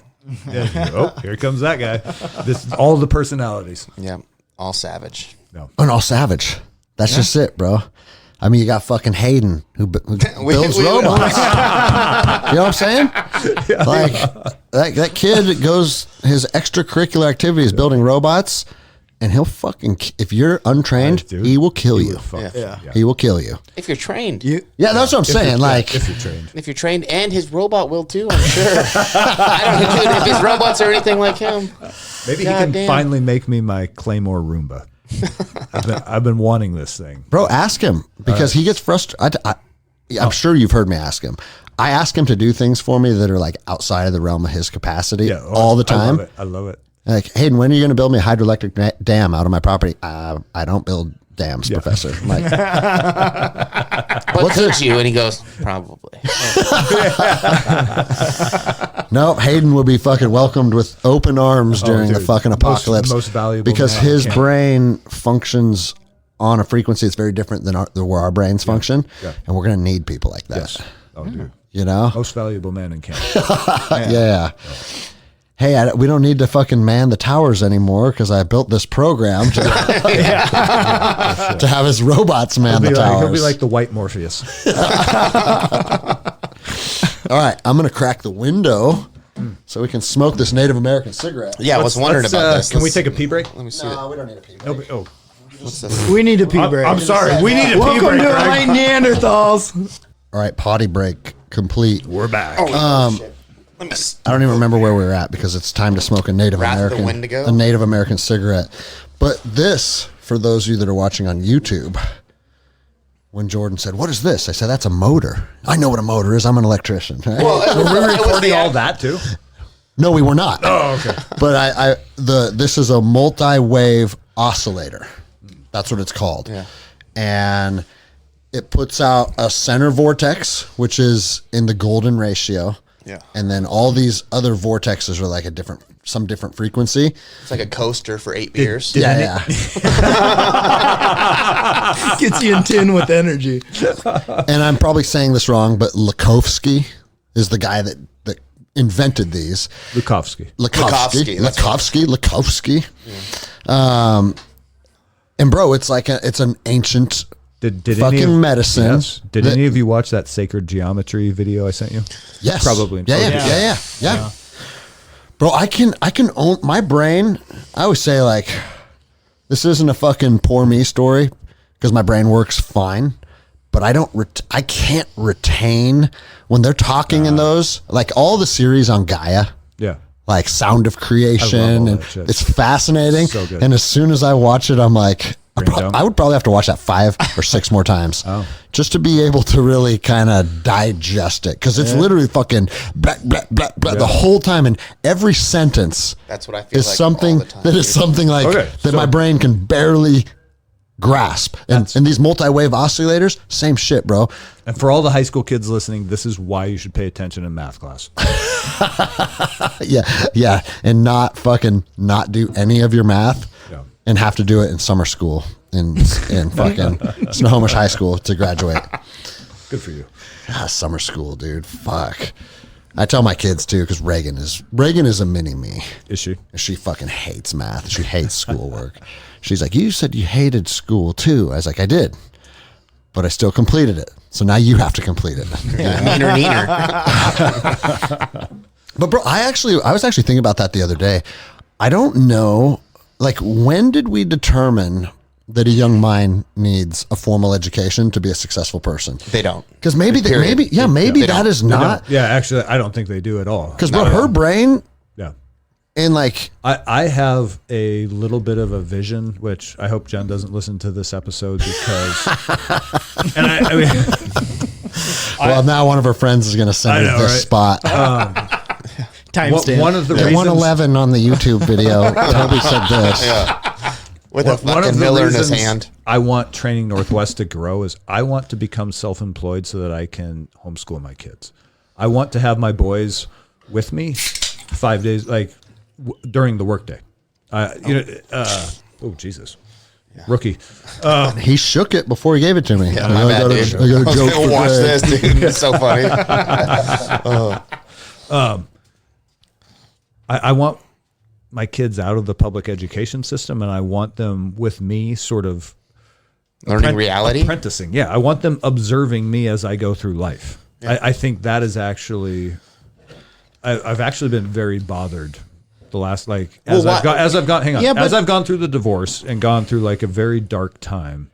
The thing that has really got under my skin the most is I don't like the way my sons are being raised, and not because I think that she's a bad person or she's a good person and she's a wonderful mother. What I don't like is the amount of time that they are outside of her and my sphere of influence, and especially now mine that I'm not in the house. Why do you think 7 public days a school week. systems were invented? Exactly. And so my true dream right now, my goal that I am working towards, the reason I am hammered down, throttle wide open, like just fucking cranking it, is that I want to become self-employed because I want my kids on my heels, just observing and learning life through me. I know plenty about math and science to teach them that. Mm-hmm. And if they have curious minds that are drawn to, like, you will be drawn to the things you are curious about. So like Kozak, you and I, the reason you and I started hanging out is because we both liked World War II. Big dicks. Sorry, a couple of big dick bandits over here. Well, and we bonded. That was like bonus. How'd Jordan get on your show then? I got big hands. You and Trump, buddy. And big feet. Big feet, yeah. Big hands, big feet. Oh, shit. So we started hanging out. Mike literally texted me one. This is the funniest thing. I'm going to share this. Yeah. Kozak texted me one day and he's like, "Hey man, I noticed you're really into World War II history. Do you want to go out to breakfast sometime and talk about World War II in the Pacific Theater specifically?" And I was like, I remember it. It was a date. It was a date. Bro. I was so excited. I was like, "Fuck yes, I do." Next time Joel's in town, invite him on that date, bro. Really? For real? Oh, dude, he you knows serious? more about American military history. Are you fucking than serious? He reads books. Like, Shut dude, the fuck up. The Dude, that's a Brazilian, podcast. the Brazilian, Joao is our new brother. bro, the Brazilian gorilla Yeah. and history buff? surfer and He's a history surfer buff? vibe is like Joao's jumped to the surfer vibe when he moved to America because he was in Southern California, you know? So Yeah. he carries himself in a way that most people wouldn't think, like, oh, that dude will talk to you about history for 10 hours. What the fuck? How do we not know this? Bro, I went to, when we were in a Guns and Geese in New Orleans, him and I went to the World War II, the biggest World War II museum is in New Orleans. Nice. I spent all fucking day there, dude. Yeah, that's Yeah, a he's good day. fascinated by this Oh, stuff. shit. Okay. Yeah. All right. Next time he's up, we got to get him on. But I also think, like, That's a podcast breakfast. where in, like, why do we think this one size fits all approach is? See, now you're spilling beer all over the place spilling too. beer all over the place. Hang on. Here you go. My Couple where I newbies. was going with that is that people will be naturally curious about whatever they are drawn to, right? So whether maybe you're drawn to math and science, maybe Kozak and I are drawn to history and obviously science too, because we've done all. If you've listened to our previous episodes, all the like physics and Poor time Jordan. and what Jordan's Look over at there those like. puppy dog eyes. I like science. Like, you guys want to play catch? I'm good at math. I'm really good at math. But, So, hey, but kids who are drawn to, like, if painting is their thing, they will be called to it. And they will be curious about different ways, different techniques for painting. Or if they're drawn to music, they will be curious to learn different instruments. So I wonder what And the best way is to, because on one hand, you can't just let kids do whatever they fucking want. Hey, you don't have to read any history. You can just paint pictures of butterflies, and when you're 18, you'll graduate. No, Like, you're there right. has to be something, but we also you need to know basic math. we and need basic- to be able to give people more autonomy. Yeah. Like, bro, I watched a documentary on gymnastics in China, and they'll like scout the fucking schools when these kids are like 5 and be like, You, and you. She's coming with us, and her exercise is going to be the floor or whatever it is, and take them from their families. Holy and they shit. move to the Olympic Training Center, and that's their whole fucking life, dude. And they key in on shit. In like a lot of communist countries like this, their Olympian did it. team, like, hey, you show that you excel at this, come with us. Yoel Romero talked about that with Cuba, right? And it's I like, had a coach that said that he went to the Olympics when like it was the USSR, right? Like full on gnarly. And he said he went there and there were 3 security guards with every wrestler. And he was like, what American the fuck? or Russian? Russian. Okay. And he was like, what the fuck is Keep going them on from with this? escaping? Yes. Holy shit. Yeah. So he was like, he thought, yeah, The Iron Curtain must fall. they're in a different country, and they're like, we have these guys, and they at first he thought they were bodyguards, and then he sees the guy digging through like this little purse for change to buy a fucking hot dog at a hot dog stand, and he's like, what the fuck? And he starts kind of trying to talk to the guy, and the guy's kind of like, and he's like, hey, no, here you go, I'll pay for that, and then he ended up buying the guy's warm ups. So he has a pair of their actual like gear. Because he was like, here, I'll give you Is this a book or 150. what is no, this? this is my high school wrestling, or not my high school wrestling coach, my wrestling coach when I was 4. Yeah. Him. He was talking about how shit. this is what he did with the fucking, when he went to the Olympics and watched. Wow. And that he experienced fucking security guards around these guys and then found out that, oh, those security guards are to keep them from escaping. but this is kind of like an interesting just study on humanity overall. Is the people that were chosen and or forced into these positions, they usually don't outperform the people that found it as a passion. Yeah. Yep. America. And that's why we're back America, to the true believer. you know what I'm saying? That's why America always excels at things exactly that, the true believer, you know? And it's like, so how do we harness that in our youth? And to like, because on one hand, it's like, you remember when in the 80s, you were asked what you wanted to be when you grew up every 5 minutes. What do you want to do when you grow up? A veterinarian. A YouTuber. Because I like animals. You know what I mean? But it's like, you can't really expect. I mean, I didn't know what I wanted to be until I was 41 or something. It changes. It changes, right? What I wanted to be changed in the last 3 years. But how do we fucking I can attest to that. but bro, the amount of like excitement and drive that is created when you step into a new journey, it's like, oh, I'm doing this now. exciting. You know, you're watching the gym grow, you're watching Training Northwest grow, like these things that were just a period of time ago were nothing, and an idea in your mind, and now you got 20 people on the line taking firing commands from you and becoming fucking more capable. Yeah. How do we And you know what? instill Hang on. that in people to want to create? Because people need to understand that the journey is the payoff. So if Training Northwest became a success overnight and I instantly was a millionaire and I was just, you know, selling merchandise and what, you know what I mean? And everything was golden, it would be kind of like, okay, it's cool because I have material wealth. But the reality is the journey, the struggle to get it off the ground, to fight through all this shit and decide what to do with these regulations and come to the realization that I don't give a fuck about their authority and that I do what I want to do. Like, that's a personal journey. It's put me through all these different sort of revelations on how I conduct myself. And even to like, you know, this year I've been saying that I want to push the idea of responsibility, where if you want to be a hunter or a sport shooter and just keep your guns in your safe at the house, fine. But if you consider yourself a protector and you're putting a gun in your waistband when you walk out into public, you are taking upon yourself a huge responsibility. And I don't think a lot of people honor that. They haven't had any formal training. They think that because they grew up hunting and that everyone, you know, 3 times a year they go out in the woods and shoot a couple holes in an old piece of shit dryer or whatever the fuck trash they threw on the side of the road. Full of tannerite. Yeah.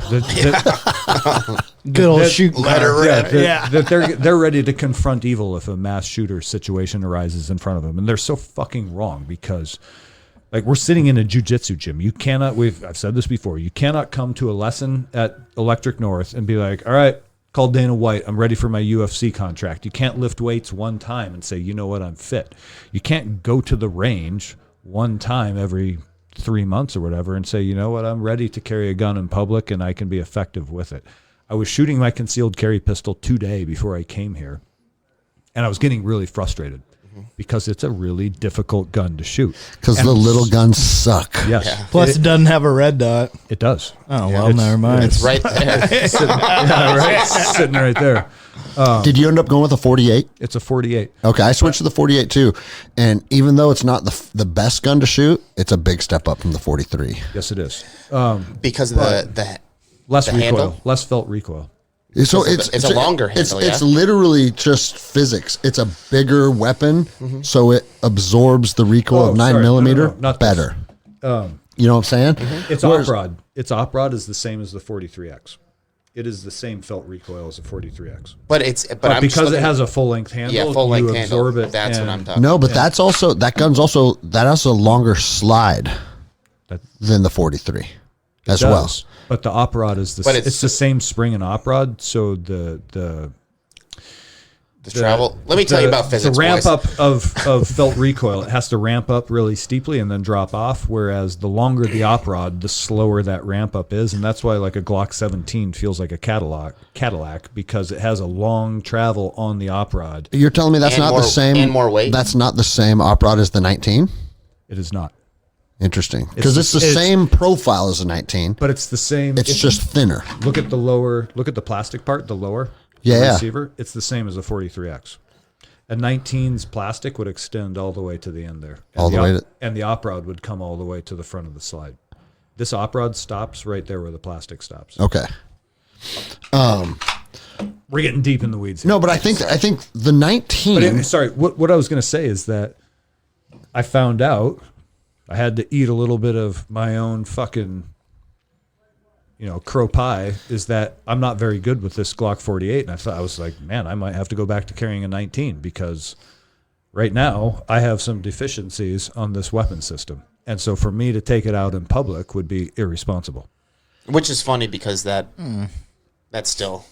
That's, No. I was You're still there. No. Well, irresponsible. Yeah, in a food court at the mall with 1 million people, but someone coming up behind you. Hey, like some- gas I was at a station. soccer stadium with a fucking 1,000 people yesterday. Hey. Sometimes I want a big spread when you're coming at me. You see that kid that shot that dude at the mall at what he say 48 yards. 40 yards. Yeah. You know, Tony tried to recreate that and couldn't. Tony who? Cowden. Oh no shit. Yeah, and he's like, and he caught a lot of flack, and he's like, listen, I'm not saying the numbers might be I'm not fudged, saying good, yeah. not good job, or the dude's not a stud. Like, I'm not trying to take anything away from you, but if you're gonna throw out times and numbers and distances, Yeah. well then. If you're throwing out times and numbers and distances, expect to be critiqued on times and numbers and distances, because it's the story was cool enough, right? Yeah. Like if I burned a dude down at 5 yards, I burned him down at 5 yards. Yeah. Fuck yeah, dude. Hold on. Are you saying Tony tried to shoot what he shot, or he had the guy out? And No. Tony tried to shoot it. okay, but do you think that kid could go out and shoot it? 'Cause- No, because Tony Cowden's the best shooter I know. Yeah. That's that's what I'm saying. Okay. Like, Okay. Because What was the shot? What was the drill? Like, what is I to forget recreate exactly. it? You got to hit 8 of 12 rounds at 40 yards, and I don't know what the time standard is. but it was tough, bro. Yeah. we And should do like- it we should do it at the range. Yeah, do it at the range. Let's see. be Yeah, fun. we'll The see what's up Cowden with it. We'll look it up and we'll experience. try it. Yeah. Challenge. That fucking dude is rad, man. I'm so upset that I had a herniated disc the weekend he was here, and I was laying in bed the entire time.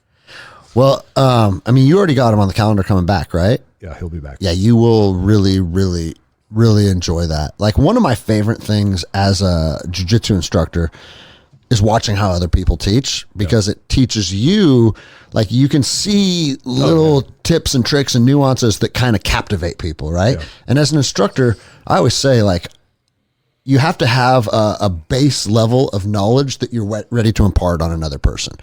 Once you have that base level of knowledge, 90% of your fucking block of instruction is your charisma and your engagement with people. Yes. It's I always putting on say, a concert. Yeah, Well, of it's not course. just- I'm selling my energy. I am giving my energy to the people who come out to the range, and like giving them my time and like my focused attention. And that's really what you're actually selling is that. 100%, bro. And- But where it comes alive, where I've noticed is if you're trading your time and you're of the mindset like, fuck, dude, it's cold out here, and I just don't feel like doing this. You can't do that, bro. That's the most toxic thing ever. Yeah. Like I don't It comes know. across. I don't know how I'm able to flip the switch, but it doesn't matter what my day is. When I step onto the mats and I see 25 people here for an hour and a half experience on our mats, it just It's go time. it's go time. And you embrace that moment, and people see you embracing it. Yep. And now they feel like, fuck yeah, dude. It's Well, exactly, you walk away with a high. yeah, 100%. Everybody's like, fuck yeah, dude. So That's- everybody is you on know? the same plane, and then Yeah, it does actually help elevate you, because yeah, it same does. thing. I've gone out to teach classes and been in a shit mood and like, God damn it, I don't want to do this today. But then people start rolling in, and it's like, got to turn it on. Got to turn it on. It has to be good energy. And by the end of the day, because I've been doing nothing but putting out good energy, you can't help cigarette? but feel good. Yeah, that's a first form cigarette. no shit. No, it's not. It's just pure 100% organic tobacco Straight up tobacco. With a leaf. rolled up in a leaf. Like that's it. There is nothing else in there. And I used to smoke cigarettes, so I can like it. If you have a menthol version, I'll take one of those. you're the wrong color for that. Yeah, dude, come on. But yeah, the wrestling. That's what I feel the same thing every day. And bro, like, and that is, in my opinion, that is why the gym has blown up so much, is because it doesn't matter if I'm teaching or you're teaching or Dan's teaching. The people that show up, they know like, hey, this next hour and a half is going to be shared with cool people, and everybody here feels like this is worth our time, and this is a valuable experience, right? When I'm how many tired- mat rooms have you been in? Maybe not in wrestling, because wrestling, you can't really be lazy in wrestling. But I've been in plenty of. You can. Can you? Oh, I've been in yeah. plenty of jiu-jitsu mat rooms where the energy is just kind of like, you know, and it's like, But this gym also brings a fucking group of people who are up for a challenge, right? As opposed to like a lot of those gyms that are kind of like, oh well, fuck me, we're just gonna. There's if for we turned whatever around reason- and all of a sudden opened up that fucking bay out there and said today's lesson is we're gonna get on that fucking trail and we're gonna run a mile. Everybody go. Everybody would go and they'd be like, let's fucking do this. Yeah. And that's the culture that's been built here. There's So you- also a lot of best friends. And so that's the other thing, is that they weren't when they started. Yeah, exactly. Well, but what I'm saying is like after work in the afternoon when you're tired and you're like, fuck, I don't want to go to the gym tonight. Like 6 o'clock in the evening is when I like to be in, like, winding down, not winding up. You can tell I don't smoke cigarettes. or marijuana. Yeah, or anything else. I'm bored. Like, oh, No, well, and I talked about that at Tom's promotion too, because when a team comes alive for me is when, you know, I'm having that debate with myself, like, oh, fuck, dude, I'm tired. I want to wind down. I trained 3 days this week already. You know, what do I need to train tonight for?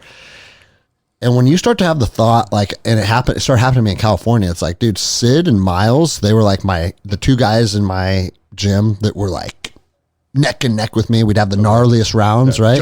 Me and Josh. That's what I'm saying. Like, you're like, well, fuck, man. What if Sid's at practice tonight and I'm not? Yeah. That's a problem for two reasons. It's a problem for two reasons, because A, Sid is getting better, right? Yeah, and I'm not. But also, I'm doing him a disservice because I always give him hard rounds. Yeah. And if I don't show up, the team takes a hit. he needs me. I need him. Yeah, I'm dude. part of this. And it's like, we can't get good out there alone.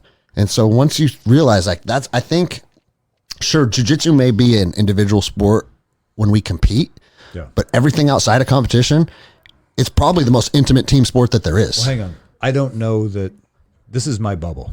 And I don't know that hearing other people's stories, I'm not sure that this is the way other gyms are. No, It's not. They're not. It's not. Not at all. So No, it's not. I don't know. This that was a every- unicorn. Dude, I just I've moved been- in next door. I've been to gyms that like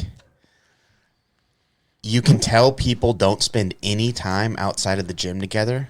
They have no idea who you each get other are. there and everybody's a little awkward around each other, and then like they kind of roll around and the instructions kind of so, and they kind of laugh and poke and prod, but it's not really like Yeah. it's not tight. Yeah. In here, it's like, oh, which one of these guys are gay with each other? like, because it's like a big orgy in here. Are you talking about Brett and Kyle? Well, you know, Tie-dye. it's cool, you know. Having this is a special place. Not only is it got the people, right, but it has the facilities that create That's a true, special fucking situation too. You know By the how way, much I was much actually meaning to compliment Greg, and I wanted to do it when Jenny was around, but what you guys have built here is pretty fucking phenomenal. Oh, dude, this. I love hearing that, man. Because Yeah. like this has been the vision for so long. Yeah. But just like you were saying, man, like the vision is just But the launching platform, but it takes a long time but to get to where yes, you want it to but be. everyone has a vision. Everyone has. Okay, hang on. what- Let's hear it. No, hang on. He's going to start speaking cursive. Yeah, Go for cursive goes here. You have had a vision of having a jiu-jitsu gym that is very good technique, but just a group of assassins, I feel, is your main goal. Like when I started here, that's what it was. It was just finding people that would stick around, and you got a bunch of people that are like, this is really good technique, and everyone tries really hard. Yes. And I got addicted to it because it reminded me of fighting gyms and other gyms I was a part of. And just that spirit is what kind of made it to me lustrous and shiny, and I'm staying here. There's something here. Not all the technique's good, but the heart in it is good too, and it makes me go harder, right? And then so that's your vision of having this gym that is hard like that, but you're like, I would like it to be this big thing. We all have this goal of where we're going, but what really launched the gym was like your personality, you being you, having morals. Good leadership always rises. Yes, and this is something I've never been exposed to. I read the Jocko books and all that stuff, the Leif Babel one, Extreme Leadership, and learning what leadership is. But being in a community with people that are wanting to do something for someone else because they don't want to let that person down, but they also don't want to let their friends down. They don't want to let themselves down. There's accountability to it, right? And so I think what to me blows me away about all this, and that's why I'm like, oh, it's crazy, all this fan art. It started off with me moving in next door, and I'm like, I'm gonna choke you, you're gonna choke me, but it's like, God, he's really good at choking me. It just got me.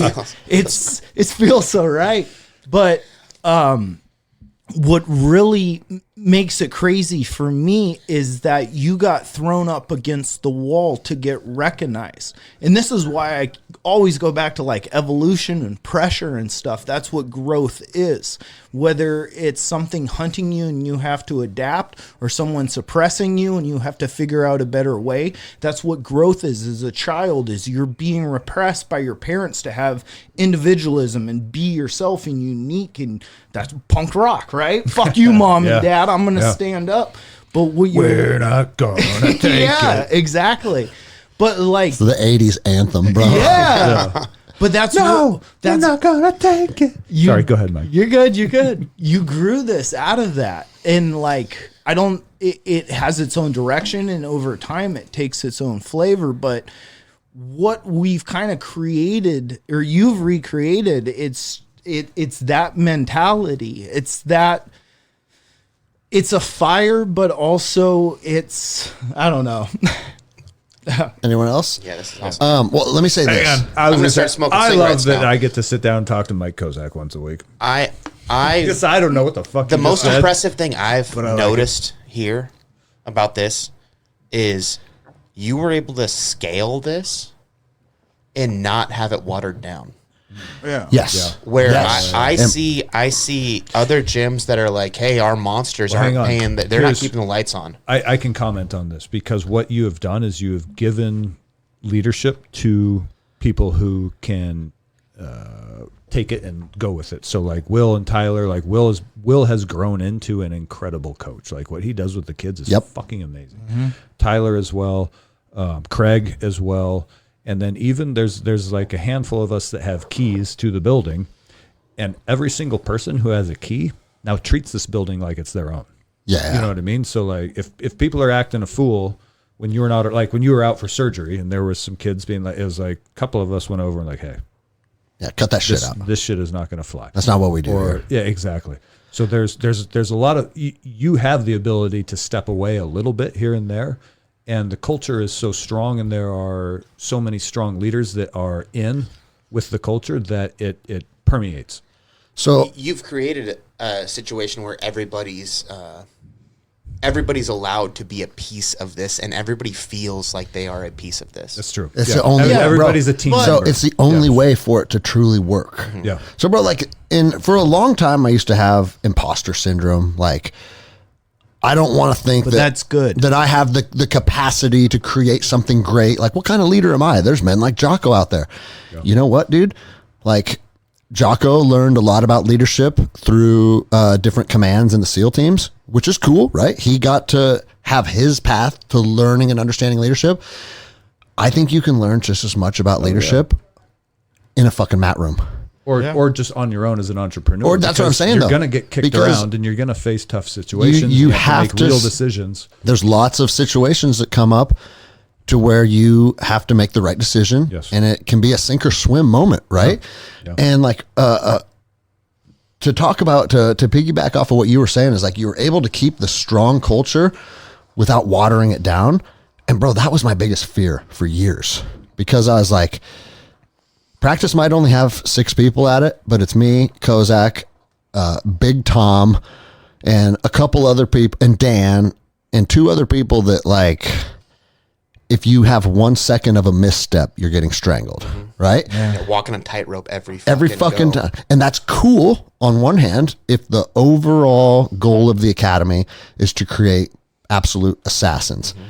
But how many gyms like that you see in the UFC that, like, it's like these guys were fucking on top for 4 years. Yeah. And then they fucking fall off because guess what? Nobody wants to go and pay to get their fucking face smashed for after work activities. No, that's exactly right. But then you go here and you created this thing, and it wasn't you. It was going. I'm sorry to fucking cut you off, but like it was going even before the Jiu-Jitsu 101. Yes, no, Which for sure. kind of opened up that because it created a training ground for coaches, and it created a training ground for fucking brand new white belts that didn't feel that they were going to be able to walk in. It's more to valuable fucking for Baron the coaches Bolos, that it's like, bringing up than it is for the... it's a training ground for everybody. But everybody's gaining out of every aspect of this gym. Everybody is drawing something from it. Whether it be we're sitting here fucking 15 foot away from a mat doing what we're doing right now, or we're over there in a fucking cold plunge trying to figure out that part of life, or in the fucking sauna, or on the mats getting our asses beat, or upstairs fucking learning how to fucking train the coach. next group. Yeah. You know? So what shifted in my brain was like, all right, I never want to be a McDojo, right? But I've also had like we live in Snohomish County. It's like you hear what everybody thinks of you and what you think of your academy. And I had a few people that are like, dude, you can't be part of that team unless you're like unless you got a 6-pack and you're just a fucking savage. And it's like, Look at me. but like, I understand that savage men want to become more savage, right? But who needs it more than anyone? Like, everyone at this table probably won the majority of high school fights they got in just because of being a young, wild fucking animal, right? Me and Folk got in tons of shenanigans when we were young Rangers, and I remember nothing. It very rarely, Mostly on Capitol Hill. it very rarely, if never, didn't go our way because we were 20-year-old Rangers that were Do you remember losing a fight? No, I that's don't. what I'm saying, because we were fit as fuck and we were wild animals. But you also had a group. And we had You a had a group. wolf a pack. group of Bro, and wild that's- animals. That's We had what a- you're we had a the gang wolf and shit. pack. But, Yeah. but what I realized is like, dude, a dude that's in good ass shape that grew up pretty fucking tough, he's the least needing member of society to learn some self-defense and some Least capability. needing member of society, period. Yeah, if you want to pander or build your business to those people, that's cool because you'll have a small group of absolute savages. But what are we really here to do? What we're really here to do is have our group of savages, which we absolutely still have. But bro, everybody bringing else other people. get on board and get better and get healthy. And like, No, I'm seeing it happen at an exponential rate Yes. now. the level up that is happening with, like, the reason your message and this podcast are so popular, this gym is growing, Training Northwest is growing, is because there are a lot of men who are realizing that masculinity has been lost. Yeah. And it's not necessarily their fault, but they find themselves, they're living in a suburb of Seattle, they grew up there, they don't know how to start a campfire, they're not really sure what to do with a sharp knife or how to even sharpen it if it gets dull, and they realize that if their car broke down on the pass in November, they'd be fucked. And people are starting to take, I like it. Again, we're back to the principle of responsibility, taking it upon yourself to go out and seek this. This information exists now. The old way was your dad and your grandpa taught you, but that has gone away. So now you have to go out and seek Training Northwest or Fieldcraft Survival, or you have to come to a jiu-jitsu gym and get knocked around a little bit to build a little bit of, that one too. So, bro, I'll tell you, you know why we're doing so well with those people that are seeking that is because when they walk through the door, they get leadership. But I also, they don't get any bullshit. True. Yeah. You know, it's like, hey, if you're fat and overweight, welcome. Let's get on the fucking path. I can tell you what. Steven was a perfect example. He's like, what do I need to do to fix my current situation? Yeah. I said, I can tell you what you need to do, but it's up to you to do it. It's what's Lappin say? It's not hard, or it's simple, but it's not easy. Yeah. And it's like, I had a Steven on my team this year. Did you? Fuck yeah. Dropped 44 fucking pounds. Man. And dude, like, that is what we need to be doing, is taking people that have a fire inside of them and showing them the path to becoming motherfuckers, dude. We will. And you know? we are. And we're figuring it out, and we're starting to realize that it's what's important is the energy exchange. And people, people like that. Yes. Like, no one wants to walk into a gym and have some fucking personal trainer be like, hi, my name's blah, blah, blah. And I'm going to write you a diet You want to program. sit down with me? But it's like everything's fake bullshit. Yeah, and like, dude, when Asia walked in here, who has cerebral palsy, you know, and it was just, I was the only one. I was cleaning the gym. And she walked in here and was like, hey, can I talk to you about jiu-jitsu? I said, yeah, of course. This is what we do here. What, you know? And she's like, well, I don't know if my body is capable of doing something like this. I said, that's what everybody else will tell you. I said, I don't know anything about your body. I don't know how well it works or how well it doesn't work. And I also don't really care, because your body's going to do what it's capable of doing, and you're going to get better in the capacity that you're capable of getting better in based on how your body functions. Yeah. And so if you can do a deep squat, I said, do a deep squat right now. Can you do one? And it was kind of a struggle. Yeah. What about this? Can you and just put her through like a couple mobility things. I was like, see, your body is at a starting point that may be light years behind somebody else's. But at the same time, if you invest 3 months here, you're going to move the goalpost so much further towards fucking being who you want to be, that if anyone says anything else to you because of your ailments, they're full of shit. They're just trying to keep you down. Mm-hmm. Yeah. And bro, I saw it in her eyes. It's like, I don't think people are used to being talked to like that. And it's like, I'm literally just giving you 100% authentic truth. Yeah. I don't give a fuck what your ailments are. There's plenty of people, and I shouldn't, that sounds harsh. I don't give a fuck. It's like, obviously we give a fuck, and we will tailor the training in a manner to where you get to be part of the team too. But it's understood by the entire team. It's understood. And it's understood, and it's not like, it doesn't need to be said. Everybody just gets it, and it's an authentic place where you can come and fucking figure it out. And now that woman's on a path to growth as well, because she said, yeah, I'll fucking do this. Yeah. You know, that's where the magic happens. Yeah. It's not in the fucking savagery. Yeah. The savagery is important to hone it's the journey. The internal warrior spirit that certain people hold, that consider themselves warriors. But the people that aren't of a warrior spirit, they have so much growth to gain too.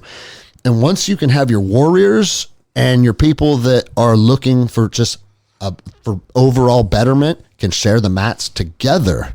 Yeah. And that's where we're at. Yeah. But the toughest dudes in the team are fueled by those people. To bring everybody up together, dude. Yes. Yeah. And it's like, it doesn't matter how tough you are anymore, you know? I will say, well, hang on. It doesn't matter how skilled you are and how well you can roll and around. What matters is your grit. If you have grit, you'll be accepted here. Bro, so we have this new kid. He looks like 20 years old, pretty young kid. And day one white belt. And he's like, I don't expect people to roll on their first day, but if they want to roll, they're always welcome to, right? So I watched him get around with Tyler. I watched him get around with Will, who were bringing him on board to what jiu-jitsu is all about.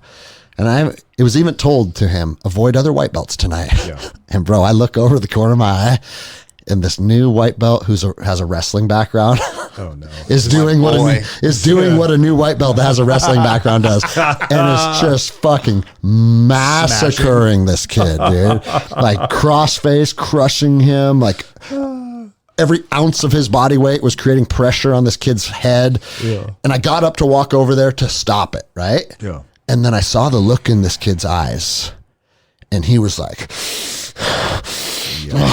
like I'm fucking fighting through this. Like, fuck you. I'm losing, but fuck you, right? And I was watching him, and I stepped back. I said, Yeah. He's experiencing what we all have to go through right now. And he got up, the bell rang, and I could see him kind of like dusting himself off and shook the guy's hand. I pulled him aside and told him, I said, bro, that round, that told me so much about you that you might not even know. But this is for you, bro. I said, most people, if that was their first night, that would have broke them. I said, you didn't get anywhere close to breaking. It's fucking cool to see, man. So I love it when the warrior spirit comes through here. I do, right? It's amazing. But overall, as a jiu-jitsu academy, we have to be able. But Tyler's mom is a perfect example, Joelle. Yeah. What is she? In her mid 50s, right? Yeah. And fucking like, that's the last person that 10 years ago. The last person you would expect. A pushing 60-year-old woman with no background in any type of martial art. Hey, you want to join our team? We'd all be like, oh, fuck, dude. Like, now I got to get around with her. You know what I mean? Like, we would have interpreted that as diminishing the training.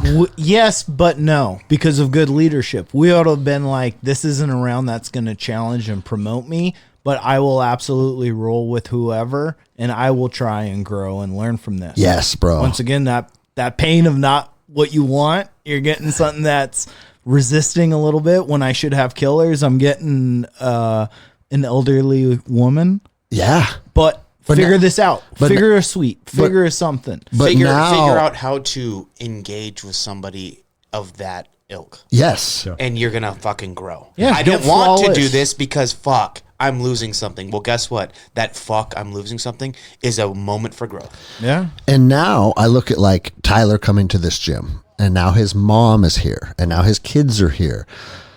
And then through me, they met Chris, who introduced them to David. So they all went to Costa Rica together. Like, the network grows by bringing people in, and she's a perfect addition to this team. Yeah. You know what I'm saying? Yeah. And it's fucking cool to see. Yeah. And I just don't think, like the deeper we go down, or like, we got fucking oscillating fucking vortexes and we're drinking mushroom tea and like, doing fucking runes readings and having your fucking crystals and all the shit that, like, on one hand, to a lot of people, it seems kind of silly, but emotionally, this gym is becoming very balanced. It's working real well under this roof. Yeah, dude, it's becoming very fucking balanced. And you got a little oscillating deal in front of a William Wallace. Fucking everything I goddamn want. So let me tell you about this William Wallace thing, right? Because and I'm not going to say his name because I don't know if he wants the story told on the podcast or not, but new white belt came to the gym and couldn't even do 5 push-ups. And adult, right? With 2 kids too. Oh. And he signed up, and you could tell he was a fish out of water at first, like this very fucking foreign environment for him. And then he came into my office, and he dropped this off, and I called him in here, and I opened it up. I said, hey bro, if you're dropping a gift off, I want you in here while I'm opening it, right? And I open it up, and he goes, hey, I heard on your podcast that William Wallace has like inspired you since you were a little boy. So I thought this would be a cool gift for you. And I was like, bro, that's it's the coolest fucking gift ever, right? But I want to hear about your story. He goes, dude, I've only been here a couple months. And he goes, I went from being able to do, I want to say 5 push-ups to 25. And he goes, and that's cool. Like, I'm making gains. He goes, but you know what's more cool than gains is my children are seeing a change in me, and the way they look at me is different now. Fuck yeah. And I said, that's what we're looking for. That makes me happy. He's like, because he was afraid that his boys were looking at him like he was a pussy. Now, most of that is an internal thing that you're prescribing to yourself, right? You are acknowledging the fact that you are a But pussy. if you prescribe that to yourself, then the world sees it too, right? 100%. So you do the things to unprescribe that to yourself. Yeah, The world also sees that, and he's already feeling that in a very short amount of time. Bro, think of all the men in our society that feel like they're less than, or they're incapable, or all of the fucking anxiety and depression and all the shit that is riddling our society. And you could take those men and just give them little pieces of, that's right, dude. This place did that for me. Fuck yeah, dude. And you've been a savage your whole fucking life, dude. Well, I am capable of fucking ridiculous shit in a practice setting, right? I wrestled since I was 4. I was fucking, I'm a tough motherfucker. I know that. But this place in particular gave me this I call it the fuck you attitude. And I didn't have that before. And it took, I'm still balancing it, right? Because I came here and it fucking just skyrocketed. And I was kind of being like, damn near reckless. Well, I got cocky. I got cocky as fuck. I was very even keeled, okay, yeah, we're going to figure it out. And then all of a sudden I got here and I was like, yeah, you know what? Fuck that. I'll fucking kill anybody. and then it was like, okay, you're being a fucking prick. I'm finding this fucking, and now I'm kind of take it back a notch there, cowboy. Exactly. I'm settling into this thing, but I came here and it fucking launched me into this because you're the energy in this place. I came here having I know what I'm capable of in a wrestling room. I know what I'm capable of in competition, and it's not equating. Yeah. And then I came here and I gained this fucking just I'm a fucking savage, and anybody who has anything else to say about it, let's fucking find out. Let's fucking go. Yeah, and good. Well, I want to hear what you think that it was, because you came from Ivan Salivari's lifelong wrestler, collegiate wrestler, training MMA and grappling with Ivan Salivari, who's a friend of mine, and his culture in his gym is a bunch of tough motherfuckers too, right? Absolutely. But when you walked into our mat room, what was it that made you want to stay? So, Ivan's, I was always in and out of Ivan's, and I spent the weekend with Ivan. Yeah, no, I know you're still this weekend. Okay. I literally we just got done seeing each other because his son's a fucking savage. Just won our district tournament, and he looks like a fucking grown man, even though he's 16, 17. Good genes. Yeah, very good genes. So I spent time there, but it was in my early 20s after I got out of college. Okay. And I was running around Seattle partying, having a good time, and much like I'm doing now, right? But now I'm kind of settling back into where I should be, I think. And I just didn't have the right there. What's that? I didn't have the zeal, the fuck you. And I think jiu-jitsu helped me with that. But then when I got here, I think it's just your energy, it's fucking Tobin's energy, it's the whole group dynamic, and this is my people. These are my people. Yeah. I don't know. We are all on a similar frequency, and we resonate with each other. Yeah, and I don't know what the actual moment was, and I'm trying to figure it out because I need to fucking coach it. I need to learn how to fucking deliver that to my guys. And I'm truly paying attention and trying to figure out exactly what it is and what the fucking the spark was. It's buying in and becoming a true believer. It very well could be. It very well could be. But Because there was something about you're saying in particular. what is projected or articulated or shared that makes you want to feel that way. Yes, and I think it's the energy. I truly think it's I walked in here and I was like, oh fuck yeah, and then I came and I was like, this is my fucking group, because I've never walked into a room and been like, I couldn't fuck everybody up in here. All you Well, know, so hang in on. the back of my head. But this place gave me a fucking thought of like, you can do that in all aspects Because of life. people here go hard, and so you get no easy rounds. And you start to realize that even though our bubble is tough people, and you think of yourself as mediocre, then you go, hang on, I'm mediocre in a very small pond of really tough fish. Yeah. And so when I get outside of I've that pond, I've been in ponds that were fucking dense. Yeah, no, I've I been know, in some I dense know, ponds, I know. but it's the ability to compete at a high level that this place gave me. It gave me like the because I knew like again I knew I could do whatever, but is that tobacco or weed? I don't know what you did. That's weed. I don't know. Weed now. I don't know what the fuck you We did, must- Greg. Tobacco. This looks very different. Things changed just a second ago. Yeah, we upgraded. I don't know what you did, Greg, but you got something. And I'm trying to figure it out because I can fucking. It's leadership. So hang on. No, but Greg has strong leadership capabilities, and what he did was create a team in his vision, right? And that literally is what it boils down he to. created more than a team. You guys created an essence of military that I've never served. I never. This is not the military. No. No. Don't equate this with the military because the army No, does but not you're build a missing warrior something. spirit. This place builds warrior No, spirit. military does because it's No, it about does the not. guy to the left and to the right of you. War It's does. Hang on, not that's about your military. mission. Getting it's wasted about at a bar and getting in bar fights builds that camaraderie. Exactly, that's what the I mean. military does not build Maybe that. that's through what the thing forcing is. it. That's though. what it Maybe is. that's what it was. Yeah, but through You allowed me to drink and wrestle.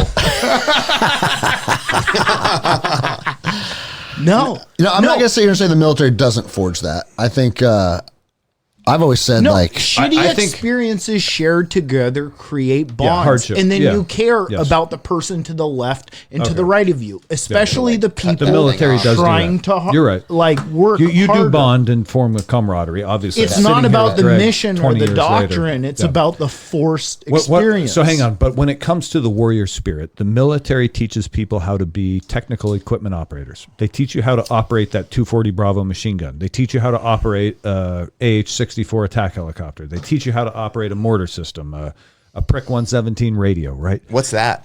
It's a radio. They they don't do anything that focuses on the warrior spirit. Coming in here where Emotion. we get Emotion. emotion. Yes. Emotion. I think- Let's Emotion just and be feelings and honest. energy. Emotion. Yeah. Which It's- is it's- important. It's the Michael warrior Kozak. spirit. The Yeah. warrior spirit. But when you come in here on the mats and you put hands on each other and you roll hard with like full effort, that build because now I you're think winning. You're there's winning and kindness losing. here. You are really Yeah. you are truly winning and losing. I think Yeah. there's kindness But- here and acceptance in a lot of different fucking See, ways. I listen to this, truly think that's what's going No, on. there is. Because I've been to fucking gyms where it's hard motherfuckers, and then if you don't perform, you're fuck you. I don't give a fuck. That guy's a pussy. I don't. What do I give a fuck? hey, and then all of a sudden, you know why? You know why?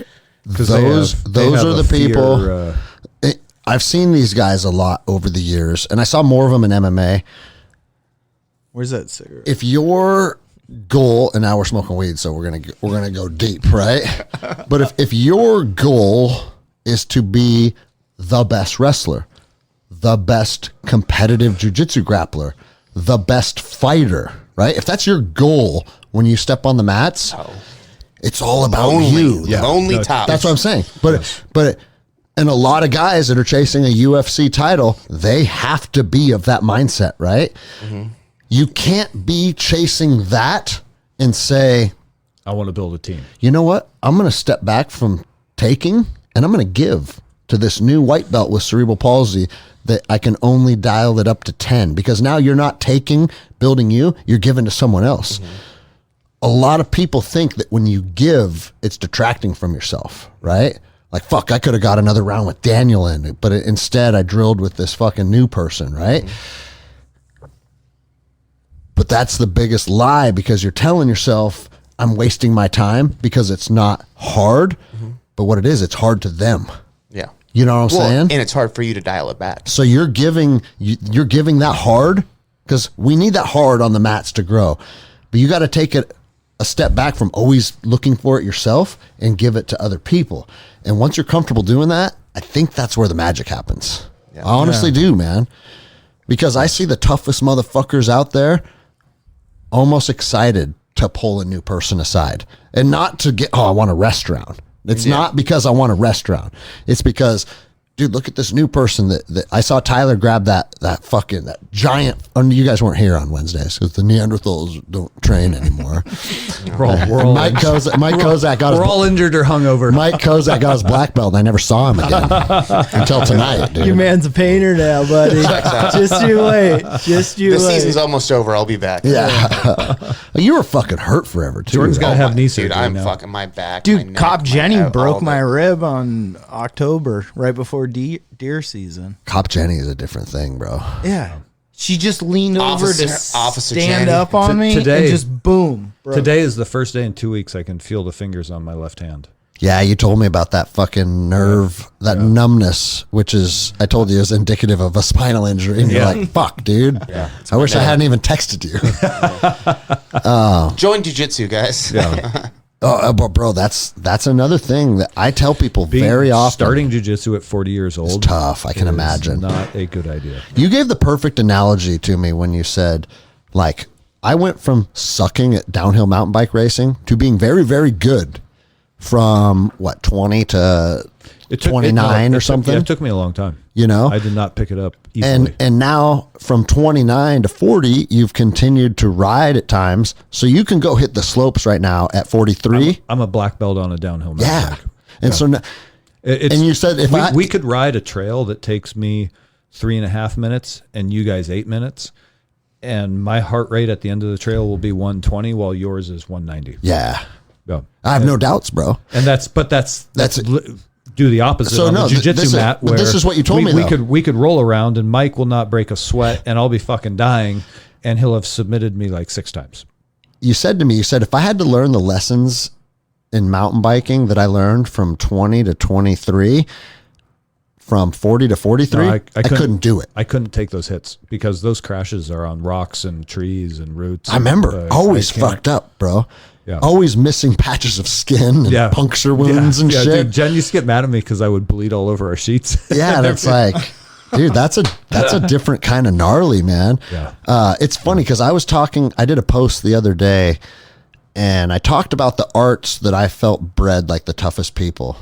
And one guy wrote to me and goes, what about motocross guys? Because I didn't mention that. I said, I stand corrected. Because every motocross guy that I've ever met is a tough son of a bitch. You can lump downhill mountain biking in with motocross. Yeah. No, he actually said that. What about downhill mountain biking and motocross guys? Yeah. And I thought for like 1 second and I said, yep. Because I know you did the downhill mountain biking stuff. Stanaway used to do motocross at a pretty high level. Yep.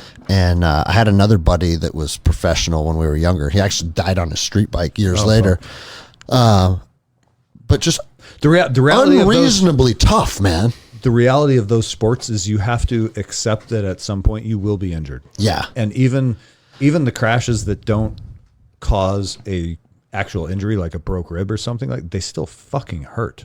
Like you cannot crash a mountain bike at 20 miles an hour and go like, first of all, you have this thing between your legs that's made out of metal. So your center of gravity gets all weird. And then you fall like with one leg under it, one leg on top of it and smash the leg under it. And then you have your handlebars jabbing you in the abdomen and rupturing, internal organs or whatever the fuck. And I shouldn't say that. You guys talking about my dick? Yeah, I never ruptured an organ, but I would have these huge bruises like all over my torso that I'd be like, man, maybe I should go get X-rayed in case my liver is like bleeding into my fucking body cavity or whatever. No, but bro, I forget where I was going. You're saying to learn that in your 20s is feasible. To learn that in your 40s is not feasible. No. And then you said, I bet jiu-jitsu is very similar to where like, yeah, bro, I got the gnarly fucking blue and purple belt days out of the way in my early 20s. Yeah. You know what I'm saying? Like those frantic rounds with 7, like I can take 7 spider monkey energy and I can just turn it to 1 and be like, not today, dude. Yeah. But you had to go through that See his evolution. To be able to, to be able to get to be Control able it. to take it to that. Yeah. You I know? love 7, and he normally is gentle. Dude, And he gave me a hard round. Well, it was the night I hurt my shoulder. And I was like, holy fuck. It was like I enjoyed it actually because I got to see what he can turn it up to. Bro, And it was like, fucking fuck. kid. He is my favorite He's like for the when, nicest person. for when people are visiting. Yeah. When people are visiting, He's a wild card. and I'll never forget. God, You ever feel like Caesar and you just get a you just get a 7 to the court. I always forget. I forget who the fuck said this to me, but someone was visiting the academy and they rolled with him, and he came up to me and goes, "Bro, that kid's a terrorist." I said, "Dude, I've never." That's exactly who he is, dude. That's a perfect explanation of what he is on the mats. Yep. Because he's usually yawning while you slap him bump. Yeah. Like eyes are he's kind of bored. squinting. I feel he looks unassuming bored. as fuck. Looks like a fucking Mowgli after a fucking 9 to 5. Dude. Slap and bump. He looks like Mowgli after a bender. Yeah, dude. Bro, it's literally like the slap, the yawn is still mid yawn during the slap. The bump happens, And you're getting tossed. and he gets, and it turns the switch to a Tasmanian devil on, dude.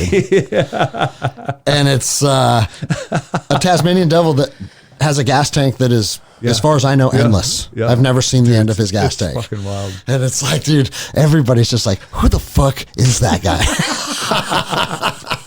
dude. But he moves well, though. Yeah. Oh, he moves really he well. has a style. Yes, he does. Like, and that's what makes it interesting is when someone's like, hey, this person's a problem, it's usually because they have a style that they just kind of go to, but they nail it. Yeah. You know? And it's fun to see people start from nothing and develop like style, individualism. Yeah. And create a game and foster that and keep moving. But it's like, it just progresses into a later game that you just identify him with. And dude- you just say Tasmanian Devil. It's not 7. This is their game. And bro, he was one of our first students as a 15-year-old kid, and now he's 23. Like he's been with us for 8 years since the beginning, starting as a child. He's only 23. Yeah, dude, he's young, man. Dude. And like, I know I cornered his fight. I'm like, hey, let's go have a beer afterwards. He's like, I'm not 21. I'm can't, like, dude. what? I thought you were like 45, second divorce, like 7 kids by now. Like I've known you for so long. You can't have a beer with me. Hang But on, you know, he's not 33. no, he's 23. So dude, here is what makes his style Painful. So we're going to go down. This is going to become a Jiu-Jitsu Chronicles for a few minutes because the reason why his style works so well, I literally try and emulate this sometimes. He has a 0% concern of trying a new move and it going bad for him. Yeah. Just go Zero deep. against Go the toughest deep. dudes in the room. Yeah. Like, hey, I'm going with Daniel right now who mauls me, but I'm going to try and open up with a flying triangle. Yes. And he's not just gonna like dabble in it. He's going to commit to it. It's 100% committal to a new move that is probably not going to work, and he doesn't care at all. And he's been doing that for 8 years now. So now he's comfortable being reckless. Most people aren't comfortable being reckless. It's a very interesting skill set that he's divided, me included, man. I am comfortable when the game is in a realm that I have some type of control over, regardless of where that's at. All right, now you're in my world. I don't want to be in your world. I want you in my world. That's like all of grappling, right? Yeah. 7 is happy jumping back and forth. Yeah. No, his all systems but go. that's Let's because fucking launch. He's comfortable with the scramble. He's comfortable with the scramble. People, here's a move. Do the move. Well, you're going to get resistance during the move. So the more moves you can be like, this is resistance, new move. Now different scramble. Scramble. Yes, that's He one- doesn't mind going in deep. Why do you think you throw a flying triangle? Because I want to get so fucking deep on you. Maybe I can get a hook, get your lapel, just get anything and cause chaos. The people that embrace chaos are unique. That's where wild styles like come in. You're like, let's go. Yeah, dude. I bet your guys' fucking rounds these days should probably be worthy of a pay-per-view fucking fee. Nah. You know? Just hugging. Just Just hugging. He's fun though. Yeah. But it's like that's. But he's a brother. 100 and like what, But 50 pounds. you know what? And I've been throwing around. Yeah, And it's like, what the fuck? But it's like, it's crazy. I've been here long enough to see him as a little kid. I grew up, no children. You were an wouldn't know adult. it. You were a I'm male, a male. Yeah, dude. But I'm like an only child. I never had like brothers or sisters, but people and friends and people you do things and growing up with, I've seen that kid and wrestled him from being a youngster until like it feels like almost 10 years. Yeah, now, it's 8, bro.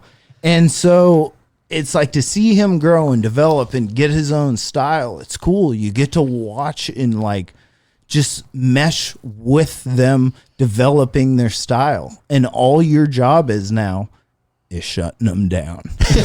That's it. But that's growth. That's my resistance into yours. That's why when we were talking earlier about like people calling you names or checking you on the job, that's what your job is a person, is to like check people and have resistance in your life. What's your role? Don't get too arrogant. Don't get too sad. Come on, live your life. You're in this group. You're in this, this community. But that's what checking is.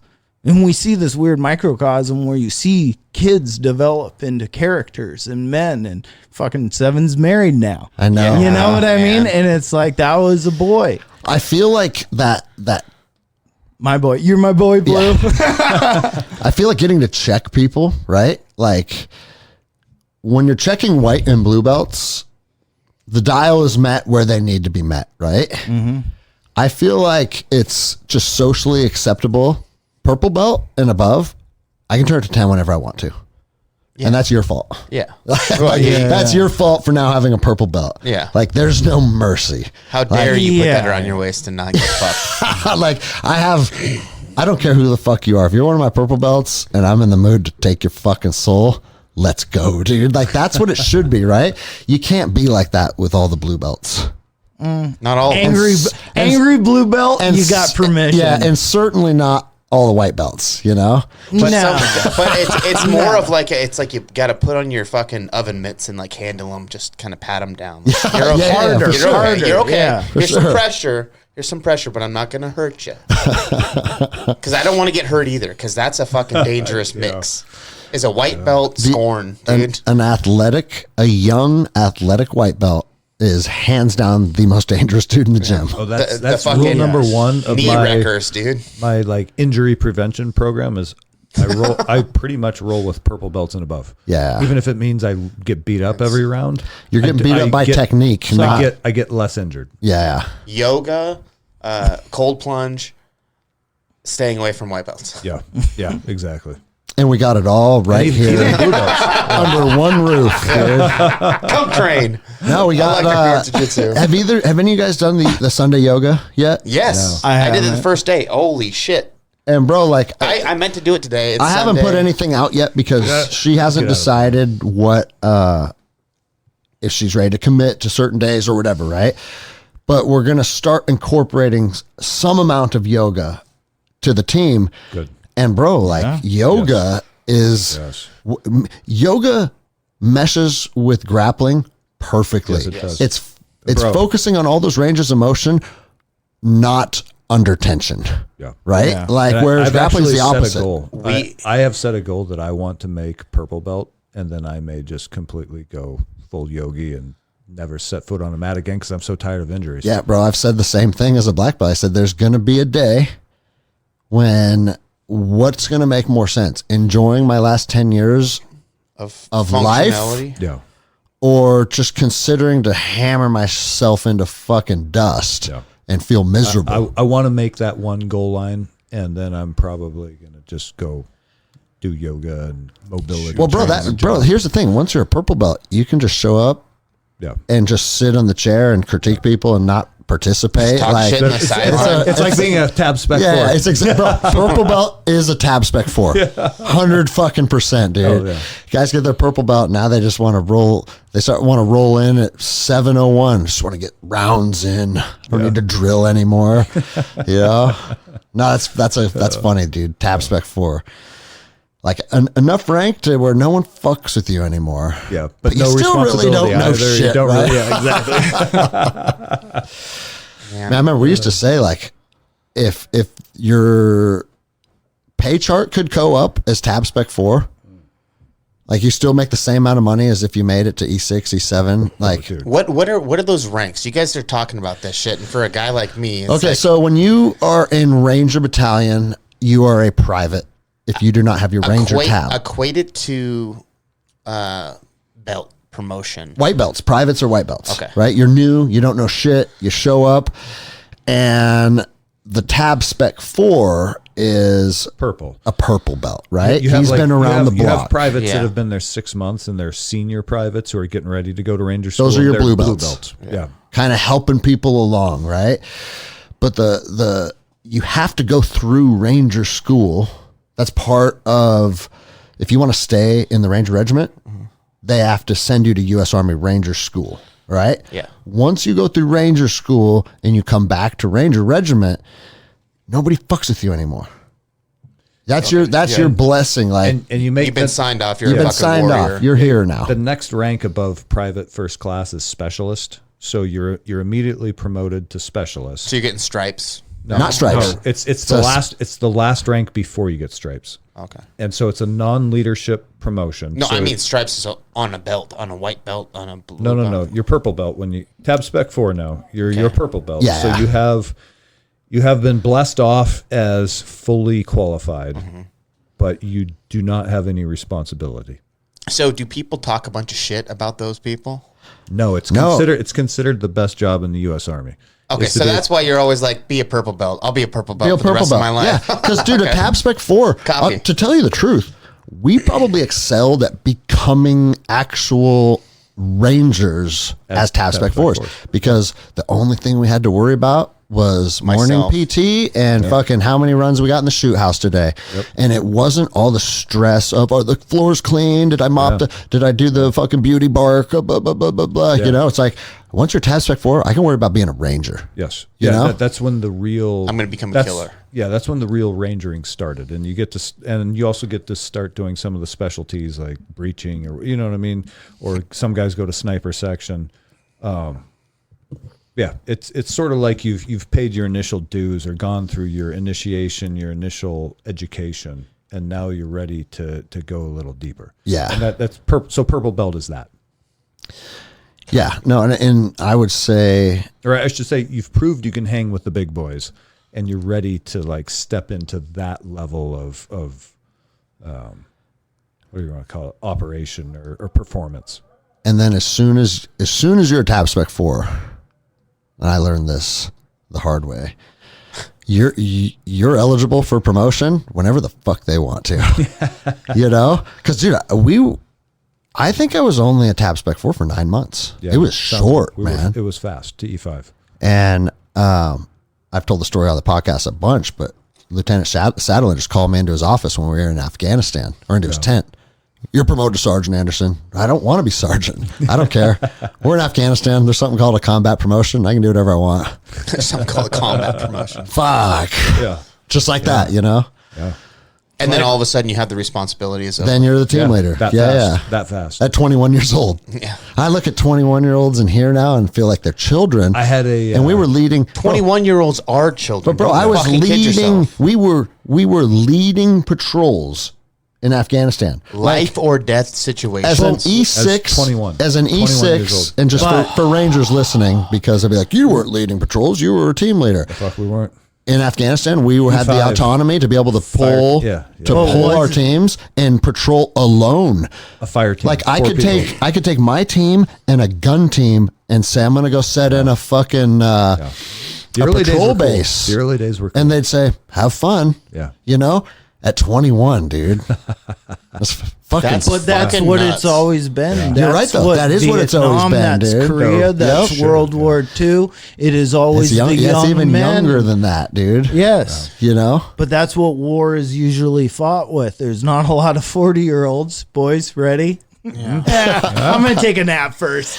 Yeah, but this is what I thought about. I was thinking about this the other day because what would it take for me to raise my right hand and say I'm going to lead the charge against the enemy of this nation, right? If something was so egregious And I'm not saying like either internal conflict or external conflict, like whatever picture you want to paint.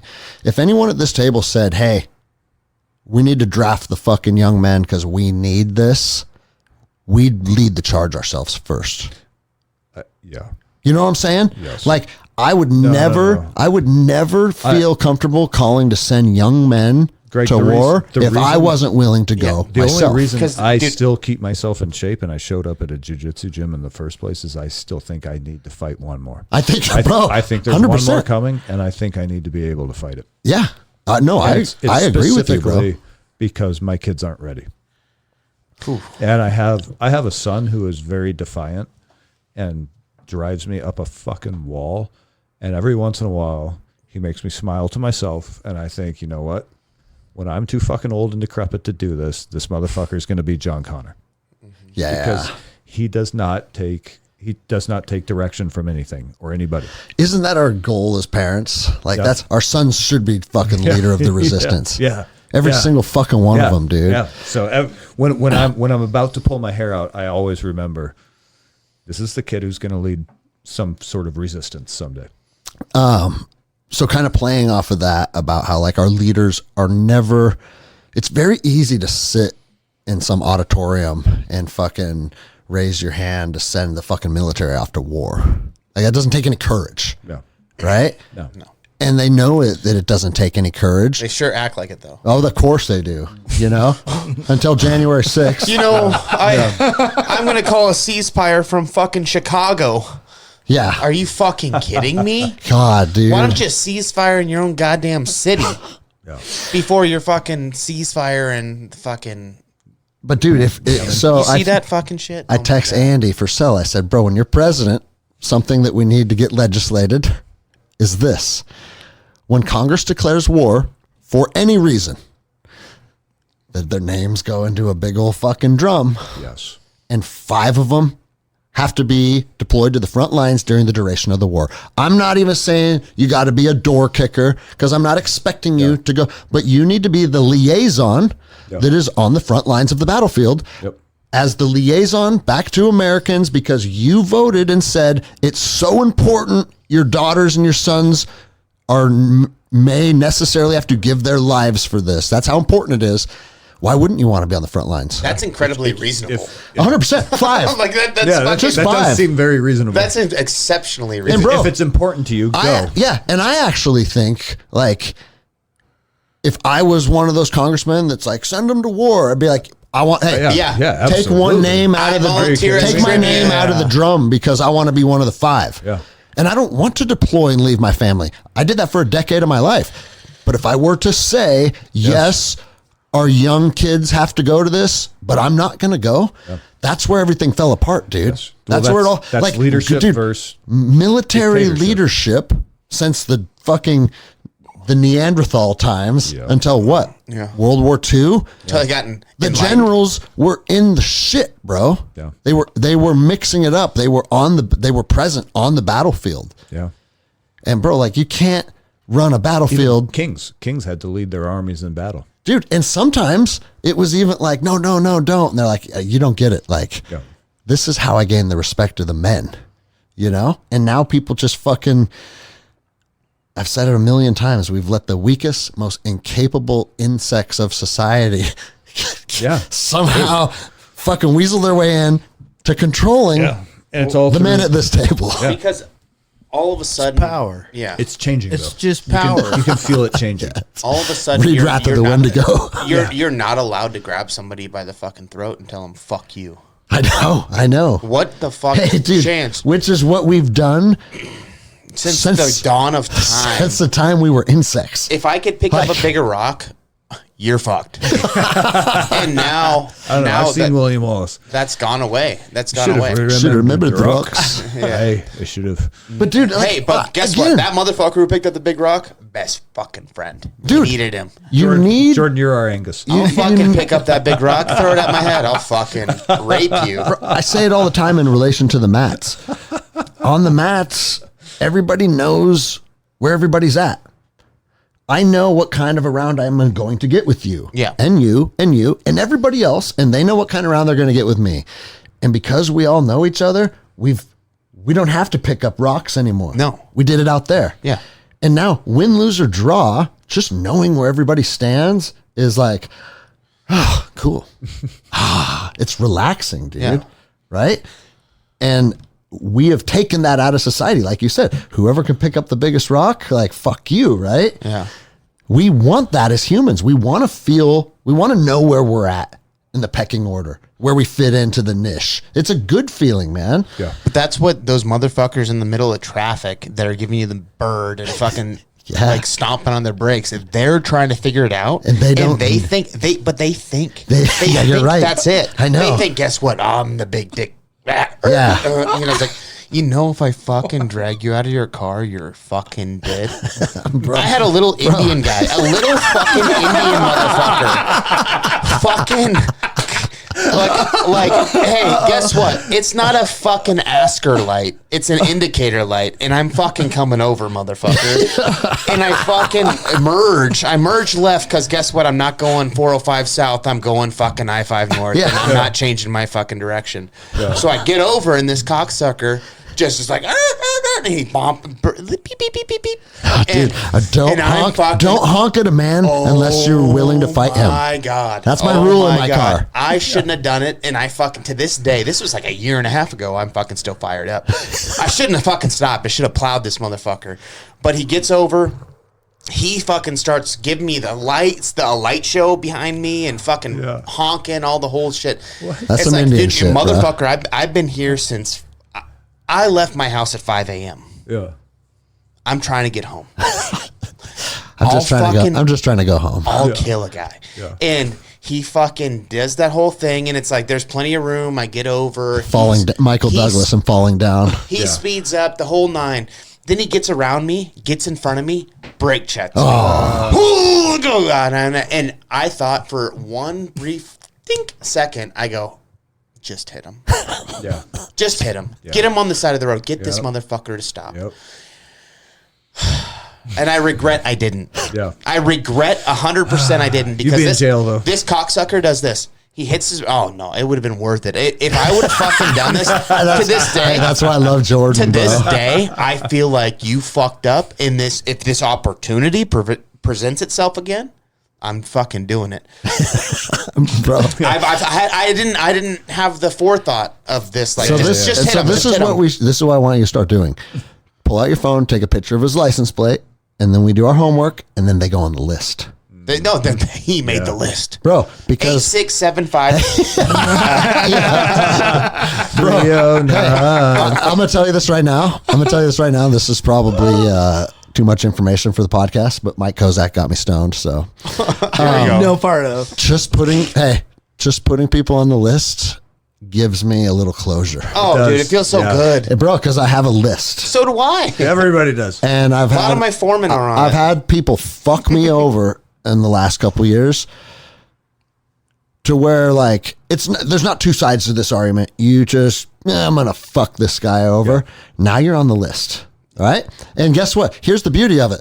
The list, for all intents and purposes, is a Christmas list for cards until the apocalypse. Then Then the list context it changes. And by that time, so if you're getting a Christmas card from the Andersons, watch the fuck out. Stand by, motherfuckers. I'm not giving you my new address. But bro, just having that little piece of my heart saying, the motherfucker's on the list. Yeah. Yeah. I can be at ease knowing what might potentially be his future. Yeah. This guy stuck his hand out the window. Did he give you the patience thing? No, it's patience. He rubbed his fingers onion. together. The onion. Oh, is that what that is? Patience. The onion. Oh, I thought it was like, hey, It's fuck you, and it's like, hey, have patience. Hey, I thought it was yeah. like, hey, pay me money. No. It's like, Oh, like. oh, It's fuck fuck. I should have fucking rear-ended that motherfucker. Next time, I'm putting in the goddamn grave. Dude, fucking I-5 south or I-5 north to where it turns into 405 south. Dude, just When I wait see there. you Just wait fucking- there until you see his car again. Yeah, I'm just gonna throw rocks from the overpass. Oh, there he is. Dude, and I've already told the stories about I've had a couple road rage incidents that actually escalated to physical violence, and it always feels so good. Like it feels natural.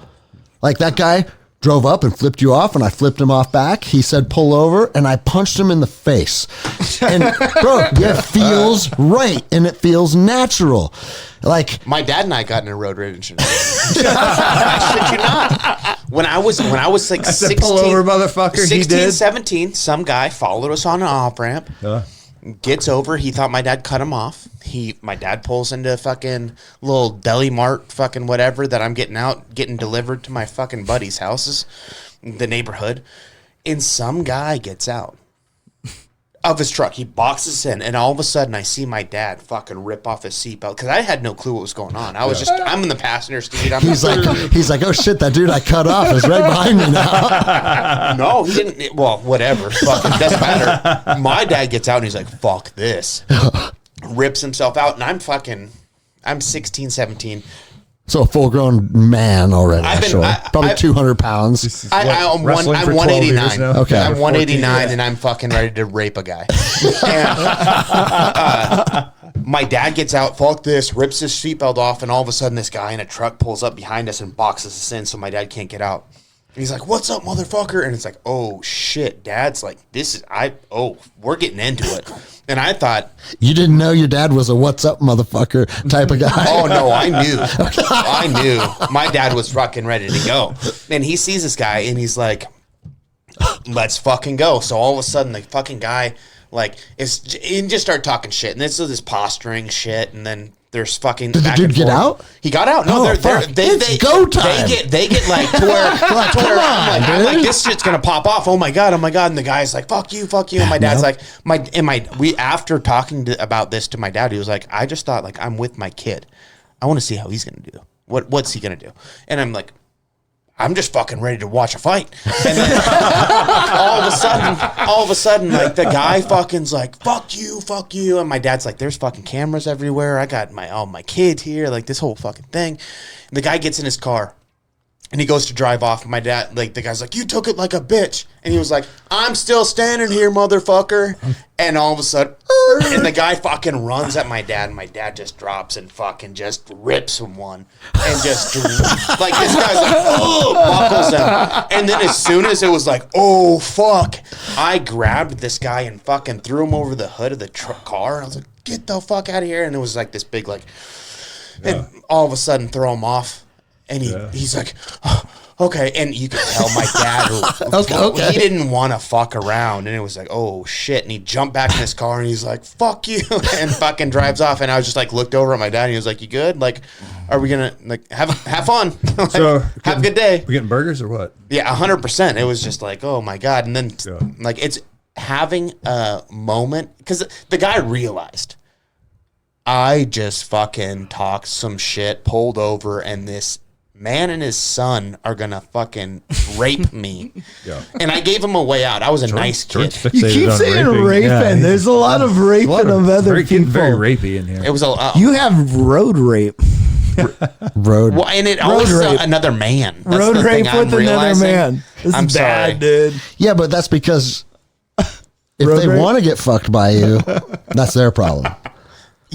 Yeah. But if they don't, want to get fucked by you, now it's really their problem. Well, never mind. No, he was like- gonna get hurt. That's I was when, gonna hurt him when really hard. Frank, what's his name? UFC heavyweight champion. Mir When Frank Mir, snapped that guy's arm. no, when he rolled with Damian Maya, he goes, dude, I'm a black belt world champion. Human backpack. Heavyweight black belt world champion Frank Mir. He goes, I didn't know that level of jiu-jitsu existed. He could hold me down and butt fuck me if he wanted to, and I couldn't stop it. Yeah. Well, So it's the ultimate Checks out. level of humiliation. checks out. Like, if I can kick your ass, that's one thing. If I can hold you down and rape you. I remember. Well, I mean, that's what I feel like as well. So I just get where your fixation comes on. Thank you. I'm on your team. Thank you. Yeah, I would have raped that motherfucker. Mir was an animal. I remember going to the UFC live event at one of the bars, and it was Mir versus Brock Lesnar.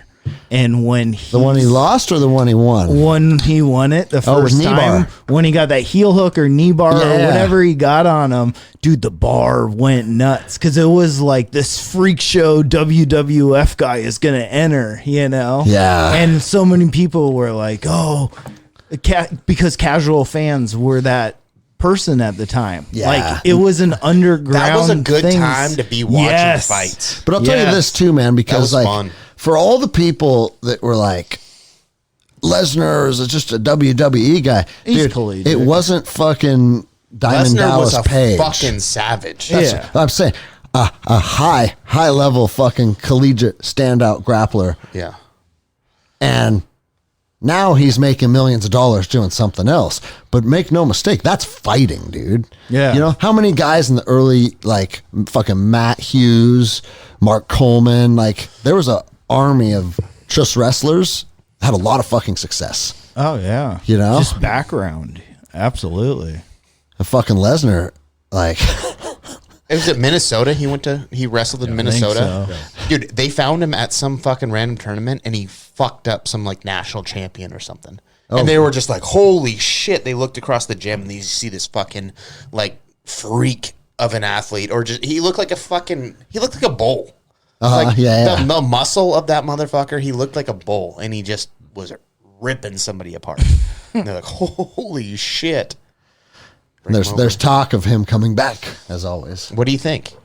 I mean, fuck, he's Passive as old as me, done. right? Yeah, Over but with it. you don't. Hey, dude, 43. Go to Japan. Do Is- it on that. Go to something where you promote. not as good as he once was, but Yeah. as good once as he ever was. I want a Brock Lesnar at. See, that's the nice thing about fighting, though. It's like if you kind of learn MMA, you can learn striking and you can learn grappling and you can learn the areas that you like to grow and find your own little paths and stuff.